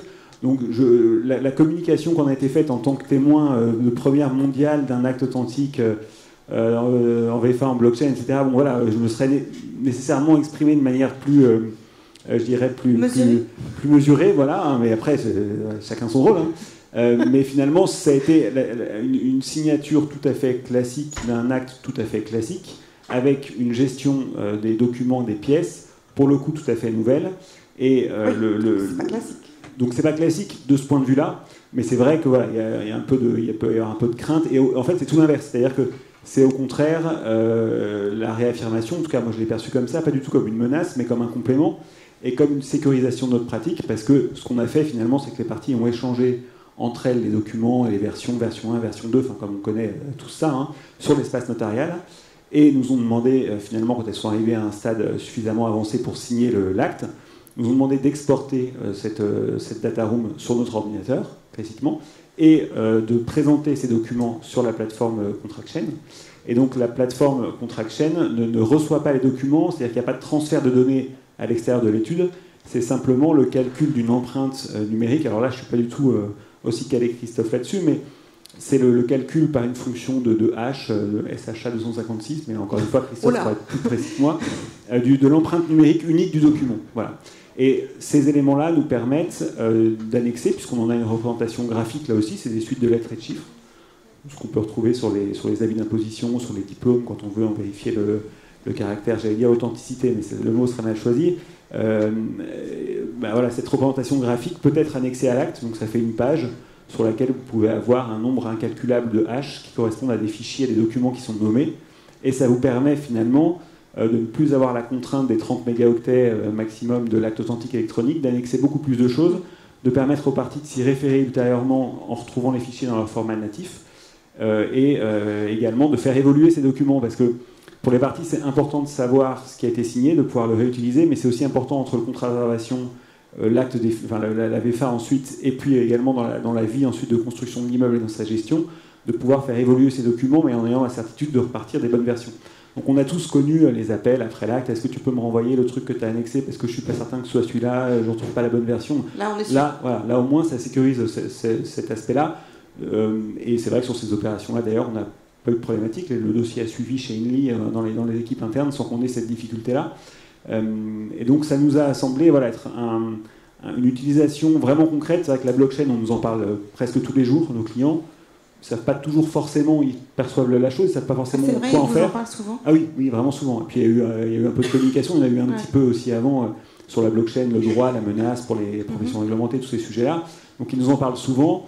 Mais finalement, sans avoir d'idées très concrètes, nous-mêmes, on n'a pas forcément d'idées, on ne sait pas forcément exactement ce que c'est. Là, c'était très concret, ça venait de l'usage, voilà, ça venait du client qui nous a apporté le problème, mais aussi la solution, ce qui était quand même super sympa de sa part, en nous présentant ContractChain. Et voilà, donc on a trouvé que c'était un usage peut-être pas aussi flamboyant, il n'y a peut-être pas autant de rupture que ça dans l'usage, mais que c'est au contraire, voilà, c'est en tout cas l'usage parfait. Et c'est quelque chose qui peut être évolutif aussi, qui peut évoluer demain, qui peut servir à d'autres choses, mais qui aujourd'hui répond à un vrai besoin. Voilà. Et on l'utilise en fait pour ça, et essentiellement pour garantir cette sécurité, ce chaînon finalement qui nous manquait entre le pré-contractuel et l'acte authentique. Alors, Christophe Carminati, donc vous êtes fondateur de ContractChain. Expliquez-nous déjà pourquoi vous avez créé cette start-up et quel est son rôle, à quel besoin il répond. Alors, préalablement, je ne vais pas être en reste par rapport à mes petits copains. Je vais aussi parler du mot innovation de rupture, avec lequel moi, je ne suis pas à l'aise du tout non plus. Bon, la prochaine fois, on trouvera un autre mot. Je ne suis pas à l'aise parce que je n'ai pas l'impression de casser grand-chose. Voilà, j'ai l'impression d'aider des gens à faire leur métier. Non, mais la blockchain, c'est forcément une innovation de rupture. Enfin, je veux dire, la blockchain, du matin au soir, j'en vends. Franchement, je ne le trouve pas. Mais je ne veux pas sous-vendre mon produit. Hein. Je ne trouve pas. Pourquoi ? Parce qu'in fine, quand on regarde la chaîne documentaire dans le monde de l'immobilier, de la construction, dont je suis issu, parce que j'étais directeur général d'un groupe de BTP pendant ma première vie professionnelle. Dans la chaîne documentaire, c'est quoi? C'est des documents qui sont sous format natif. Donc c'est AutoCAD, c'est Excel, c'est Word, c'est Revit aujourd'hui, parce que les bâtiments sont modélisés. Et dès lors qu'il y a une session immobilière, aujourd'hui, il faut l'avouer, il y a une rupture parce que cette belle maquette numérique, je ne sais pas si tout le monde sait de quoi il parle, mais c'est une construction virtuelle. Donc on met des poteaux, des poutres, de l'électricité, des fenêtres, des portes. C'est transformé en un PDF. Donc c'est aujourd'hui, je pense que la rupture elle est vraie aujourd'hui. On a une belle maquette qui est parfaite, qui est exploitable. On la transforme en PDF le jour d'un acte, et puis le lendemain, qu'est-ce qu'il faut faire puisque la rupture a été existée, il faut refabriquer l'autre maquette. Donc je pense que la rupture elle est aujourd'hui, et que moi je recrée justement de la fluidité avec plus Contraction que la blockchain d'ailleurs. Donc si je dois dire un mot de ce sujet-là, la blockchain c'est une machine à faire des preuves, on va le dire comme tel. Mais pour la deuxième fois, je vais casser la blockchain, je suis désolé, mais qu'est-ce qui m'empêche de me fabriquer un diplôme de HEC, de le mettre sur la blockchain? C'est un faux, ça reste un faux. Un faux est un faux, c'est pas parce qu'il est dans la blockchain qu'il est sécurisé que ça devient un bon document. Et il faut quand même toujours avoir ça en tête. On parle beaucoup de la blockchain. Attention quand même, il ne faut pas en faire n'importe quoi. Et c'est pour ça que nous, on a essayé d'apporter une valeur complémentaire. La valeur, c'est est-ce que les documents qui sont échangés entre les parties, l'acheteur, le vendeur, son notaire et puis son confrère, sont bien les documents qui ont été échangés entre les parties, sont bien les documents qui sont locaux sur leur ordinateur, parce qu'aujourd'hui, c'est quoi la valeur d'une preuve? Qu'est-ce qui me dit que ce document est le bon? Après tout, le plus fiable de tout, c'est celui qui est sur mon ordinateur, parce que j'en suis sûr. C'est avec lui que j'ai travaillé il y a 3 mois, c'est moi qui l'ai transmis. Et donc Contraction est une machine qui compare des documents, et donc qui effectue des revues de contrat à la place des acteurs. Aujourd'hui, pour effectuer une revue de contrat, si c'est du papier, on lit le papier, puis comme on ne peut pas en mettre un autre à côté, on le compare à ce dont on se souvient. Quand on fait un PDF, c'est exactement la même chose. Quand on veut comparer une maquette numérique, c'est vite 4-5 gigas de données, c'est des choses extrêmement complexes, c'est juste impossible. Et nous, on a rendu cette chose possible en utilisant la résilience de la blockchain, mais en mettant une couche métier au-dessus, que la blockchain, elle est publique, celle qu'on utilise, elle ne m'appartient pas, voilà, tout simplement. Et donc, on essaie de ne pas oublier qu'on peut mettre un faux dans la blockchain. Donc, il faut s'assurer que le vrai est un original. Et c'est comme ça qu'on fabrique un original numérique. Et donc, votre rôle dans l'opération, ça a été d'être opérateur de la signature, c'est ça? Alors, opérateur, non. Comme on le disait tout à l'heure, c'est Inly qui est un client, qui est mon client moi, puis qui est aussi le client de Vivien. C'est Inly qui a fait la mise en relation. C'est des gens qui ont 80 000 logements en patrimoine, qui construisent beaucoup et donc qui portent intérêt à leur bâtiment et à leur ouvrage. Et donc, in fine, moi je travaille depuis 1 an pour Inly, je fais tous les contrats de travaux pour eux, il y en a quelques milliers qui ont été faits cette année. Et donc, la qualité première qui a été retenue par ce client a été: les documents sont sous format numérique, moi je suis une foncière, je veux exploiter mon bien, et donc j'ai besoin de cette documentation. Et je n'ai plus de doute sur la qualité des documents. Et puis, de fil en aiguille, ils se sont dit, mais après tout, quand je fais une acquisition en VFA, j'ai les mêmes exigences. Et donc, est-ce qu'on ne pourrait pas utiliser ça? Donc, Inly nous a emmenés, et donc avec Vivien, on a fabriqué un process spécifique. Moi, je découvrais le monde du notariat. Puis pour redire que je ne fais pas trop de rupture, je crois qu'il est encore en bonne santé après avoir, lui, utilisé ma plateforme. Moi, je n'ai rien fait. D'autres projets qui C'est lui. Ah oui, il y en a d'autres. Avec Inly, on en a fait une bonne demi-douzaine. On est en train de se déployer, cette fois-ci de manière industrielle. Donc, on disait tout à l'heure qu'ils en ont... Le même procédé. Ah, le même procédé. Ils ont encore une quarantaine d'acquisitions. C'est quand même très joli le Nord. Une quarantaine d'acquisitions d'ici la fin de l'année. Et puis, aujourd'hui, on travaille, mais on ne compte plus les opérations. Ça y est, on se lance de manière industrielle. Et on est en train de réfléchir à... Enfin, c'est eux qui réfléchissent. D'ailleurs, Inly, c'est une filiale Action Logement. C'est 1 million de logements en patrimoine. Durant 2020, déployer ça auprès de la maison mère. Parce que le service semble leur plaire. Avec leur notaire au pluriel, je crois que tu ne peux pas tout faire non plus. Ah bon, c'est dommage. Merci beaucoup, c'était très clair. Donc c'est l'heure des questions. Est-ce que vous avez des questions? Je suis sûre que vous avez des questions. Des questions. Attendez, on arrive. On arrive avec le micro. Bougez pas. Moi j'ai une question sur la blockchain. Parce que j'ai entendu ce matin l'exemple du dossier de la vente ANA, sur lequel en fait c'est une vente classique et c'est les parts sociales de la société qui a acheté qui ont été tokenisées. Donc en fait, il n'y a aucun impact sur le notaire en fait, réellement. Et l'exemple que vous donnez aussi de la VFA, alors il me semble que sur le coffre-fort électronique de la Chambre des notaires de Paris, on peut faire le dépôt des fichiers dans un format natif et qui donne le hash également pour la comparaison du fichier, que c'est bien l'origine, etc. Donc j'ai pas bien saisi le... Alors en quoi c'est différent? Est-ce que Peut-être c'est vraiment, dans le l'innovation de rupture? Non, je rigole. Alors la différence telle qu'on l'a perçue nous, hein, pour le client, c'est d'une part le fait de ne pas avoir d'envoi de données. Alors c'est pas qu'on ait des difficultés à envoyer des données sur un outil de la profession, mais là le client repart finalement du rendez-vous avec les documents qu'il a toujours sur son ordinateur, sur sa clé USB, dans ses mails, etc. Et il peut les comparer directement aux documents qui ont été annexés en utilisant les hashes, alors que le système de dépôt dont vous parlez, on envoie les documents, donc il y a un transfert de données qui peut être très lourd et un peu long, hein, même si aujourd'hui ça va beaucoup plus vite qu'avant, hein, qu'on n'est plus obligé d'aller à la chambre, déposer ses documents pour faire, voilà. C'est pas exactement la même chose. Et puis il y a la possibilité pour le client, ce qui est peut-être pas le cas de cet outil, de comparer à tout moment finalement le document, de façon libre, et c'est open source. Enfin, voilà, j'ai essayé même sur des navigateurs classiques, enfin, ça fonctionne. Donc c'est peut-être le côté plus ouvert. Alors c'est deux mondes différents, hein, c'est-à-dire qu'on peut comprendre qu'il y ait des outils qui soient des outils de la profession et qui soient moins ouverts aux clients ensuite, parce que c'est pas le même usage et qu'il y a un rôle de régulateur d'un côté et puis un rôle et des outils qui sont, comme celui de Christophe, au contraire très ouverts et voilà. Donc c'est la principale différence, en tout cas bien perçue par le client qui ensuite veut se connecter avec son API et faire circuler les documents, vérifier avec les hash, etc. Clairement, c'était pas ce qu'on pouvait faire. En fait, si je comprends bien, vous avez annexé à l'acte uniquement l'empreinte numérique du fichier. Alors, j'ai annexé à l'acte les annexes obligatoires de l'acte, je les ai annexées, comme toujours. Voilà, ça ne veut pas dire que le hash remplace une annexe qui serait une annexe obligatoire, mais j'ai annexé aussi un document qui est une représentation graphique, donc pour le coup, c'est un PDF de 2 ou 3 pages, avec effectivement des hashes pour chacun des fichiers. Donc, ce que vous avez généré, vous, à l'office, en fonction des documents que vous aviez? Oui, tout à fait. C'est-à-dire que j'ai extrait de l'espace notarial ces documents. Quand les parties m'ont dit, bah voilà, on s'est mis d'accord, voilà les versions finales sur la data room. J'ai extrait ces éléments-là et je les ai présentés sur la plateforme Contraction. Ça me renvoie des hashes sur une page que j'ajoute en annexe à mon AAE et les clients ensuite repartent avec cette annexe, repartent avec un lien de téléchargement aussi des pièces si on veut leur donner les pièces telles qu'on les a utilisées. Et un lien HTTPS pour ensuite utiliser l'outil et comparer. Alors, je vais poser une question de novice, hein, mais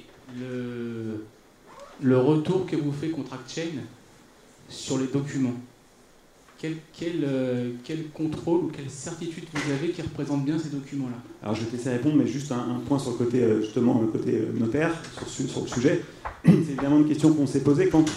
notre client est venu nous voir avec cette question, cette demande. Il y avait déjà évidemment l'identification de Contraction, et tout ça repose quand même. Nous, on n'est pas allé auditer la solution technique, on n'est pas allé vérifier que ça fonctionnait, que c'était ça repose sur une convention de preuve entre le réservant et le réservataire dans cet exemple, qui ont décidé de considérer que pour leurs échanges, ils feraient appel à ce système-là. Cela étant, pour cet usage-là, ça apporte de la sécurité par rapport à ce qu'on faisait avant. C'est-à-dire que quand vous êtes sur une data room et que vous échangez des documents, il y a un risque aussi d'erreur ou de mauvaise compréhension. On peut aussi se tromper quand on annexe un document, ça peut arriver. Là, ça fiabilise et ça sécurise. Après, l'audit technique de la solution, alors Christophe a des réponses sans doute sur les procédés qui sont utilisés, et voilà, mais évidemment, c'est pas notre ressort et on ne garantit pas. On n'a pas apporté ça à nos clients en leur disant c'est fiable, c'est un outil de la profession, vous êtes dans l'écosystème du notariat et voilà. Oui, mais moi, ça me pose question en tout cas, puisque on annexe à l'acte un document de référence entre les parties, mais on n'a aucun contrôle certain de savoir ce qu'est ce document. Enfin, c'est un peu particulier, je trouve quand même. Alors je vais y répondre quand même. Je suis d'accord que dans la data room, il peut y avoir des erreurs, etc. C'est mieux que d'annexer le sommaire de la data room entre nous. C'est plus fiable. Et vous annexez à la requête des parties un document qui, en application de la convention de preuve qu'elles ont régularisée entre elles, qu'elles vous demandent d'annexer pour suivre leurs échanges contractuels. j'ai pas de difficulté de principe à annexer ce document-là quand les parties me le demandent. Alors, Parce je qu'il vais quand même préciser qu'il ne peut pas y avoir de... Comment est-ce que je fais pour qu'il n'y ait pas d'erreur et pour prouver à mes clients que je fais bien mon métier quand même. C'est quand même la moindre des choses. Et c'est d'autant plus important d'ailleurs quand on s'adresse à un grand compte institutionnel et aux membres du notariat qui au passage me disent tiens, moi j'ai eu besoin de preuves pendant 75 ans. Tu sais faire ça, Christophe, hein? C'est des questions très pertinentes. Hein. Et donc comment est-ce qu'on fait? Déjà on utilise une blockchain publique. Il se trouve que c'est un peu conceptuel, mais je vais quand même en dire un mot. La blockchain est publique et donc toutes les actions qui sont effectuées par Contractchain sur sa plateforme sont publiques et auditables. Alors évidemment, très peu de mes clients vont regarder sur la blockchain si je fais bien mon travail. Très très peu le font, il y en a qui l'ont fait. Quand je m'adresse à une grande foncière que je ne citerai pas, d'ailleurs c'est plutôt pas bien, il expertise mon modèle, il vérifie si tout ça est vrai. Et donc, si je fais quelque chose de pas bien, c'est visible. Donc première chose, ça m'oblige un petit peu à bien me comporter. Deuxième chose, comment est-ce qu'on donne la preuve d'intégrité et pas d'authenticité, parce que quand j'employais le mot authenticité, Vivien me mettait une baffe. J'utilise, alors les mots étaient employés par lui tout à l'heure, le SHA 256. Alors, je ne suis pas propriétaire du SHA 256, voilà, c'est pas moi qui l'ai inventé. Ça tombe bien d'ailleurs, il est open source, vous pouvez vous l'utiliser, et ça permet à mes clients de l'utiliser si moi je ne survis pas. Je ne peux pas garantir que Contractchain sera là dans 75 ans, vous doutez bien. J'ai déjà utilisé des plateformes pour vérification. Si je peux me permettre, on va peut-être laisser. Si je peux me permettre d'aller au bout. Et donc ce SHA 256, pourquoi est-ce qu'on utilise celui-ci? Alors on peut dire parce qu'on l'a choisi, mais pourquoi est-ce qu'on l'a choisi? Parce qu'il est choisi par toutes les professions, y compris en tête l'Agence nationale de sécurité des systèmes d'information, qui est une émanation de je ne sais plus quel ministère. Si vous allez sur le site de l'ANSSI, vous téléchargez un document, c'est un PDF. À côté, il va vous donner le SHA 256 du PDF. Pourquoi? Pour pouvoir prouver l'authenticité du document qui a été téléchargé. Et donc le risque de collision de ce SHA, il est de 1 sur 10 puissance, beaucoup trop pour qu'on puisse le calculer. Et il est réputé comme étant le plus fiable. Et encore une fois, comme il ne m'appartient pas, vous pouvez le faire et vérifier ce que je vous dis. Hein. Risque de collision réputé nul. J'ai aucune difficulté avec ça, je comprends parfaitement, et j'ai déjà pratiqué la vérification de fichiers avec je sais que ça marche. Donc ça, j'ai pas de difficulté. C'est juste que, et je comprends qu'il y a une convention de preuve qui est signée séparément entre les clients, entre le c'est une VFA, donc le vendeur et l'acquéreur. Simplement, ça veut bien dire, et puis ce que vous avez dit confrère vous-même, c'est que vous l'annexez à la requête des parties. Il faut juste qu'il n'y ait pas de confusion dans la tête des clients. C'est que le notaire ne donne pas d'authentification, de certification, de ce qu'on veut sur cette chose-là en fait. C'est très clair. Il y a la rédaction, il y a une clause aussi. Non, mais j'imagine bien. Mais la problématique, elle est juste là, c'est que il peut y avoir dans l'esprit des clients le fait de dire c'est dans l'acte du notaire, voilà, c'est authentifié, etc. C'est pas tout à fait la même chose. Oui, je me permets, si je ne suis pas notaire, d'être très très d'accord. Et quand j'ai vu les diffusions de presse, le premier acte authentique blockchainé, bon voilà, j'ai laissé aux journalistes leur vocabulaire. Hein. C'est-à-dire que ça fait 2 fois qu'on entend depuis ce matin et en fait... C'était bien. Bien sûr. Merci beaucoup, messieurs et madame, pour cet échange autour de l'innovation de rupture, mais si j'ai bien compris que vous réfutiez ce terme. Et je vous donne rendez-vous dans 10 minutes avec Eric Léandri, notamment le PDG de Quant, pour parler protection des données personnelles, mais il y aura aussi Aurélie Merchiol et Cédric Blanchet. Donc ça va être passionnant, ne ratez pas ça, c'est dans moins de 10 minutes. Merci à tous.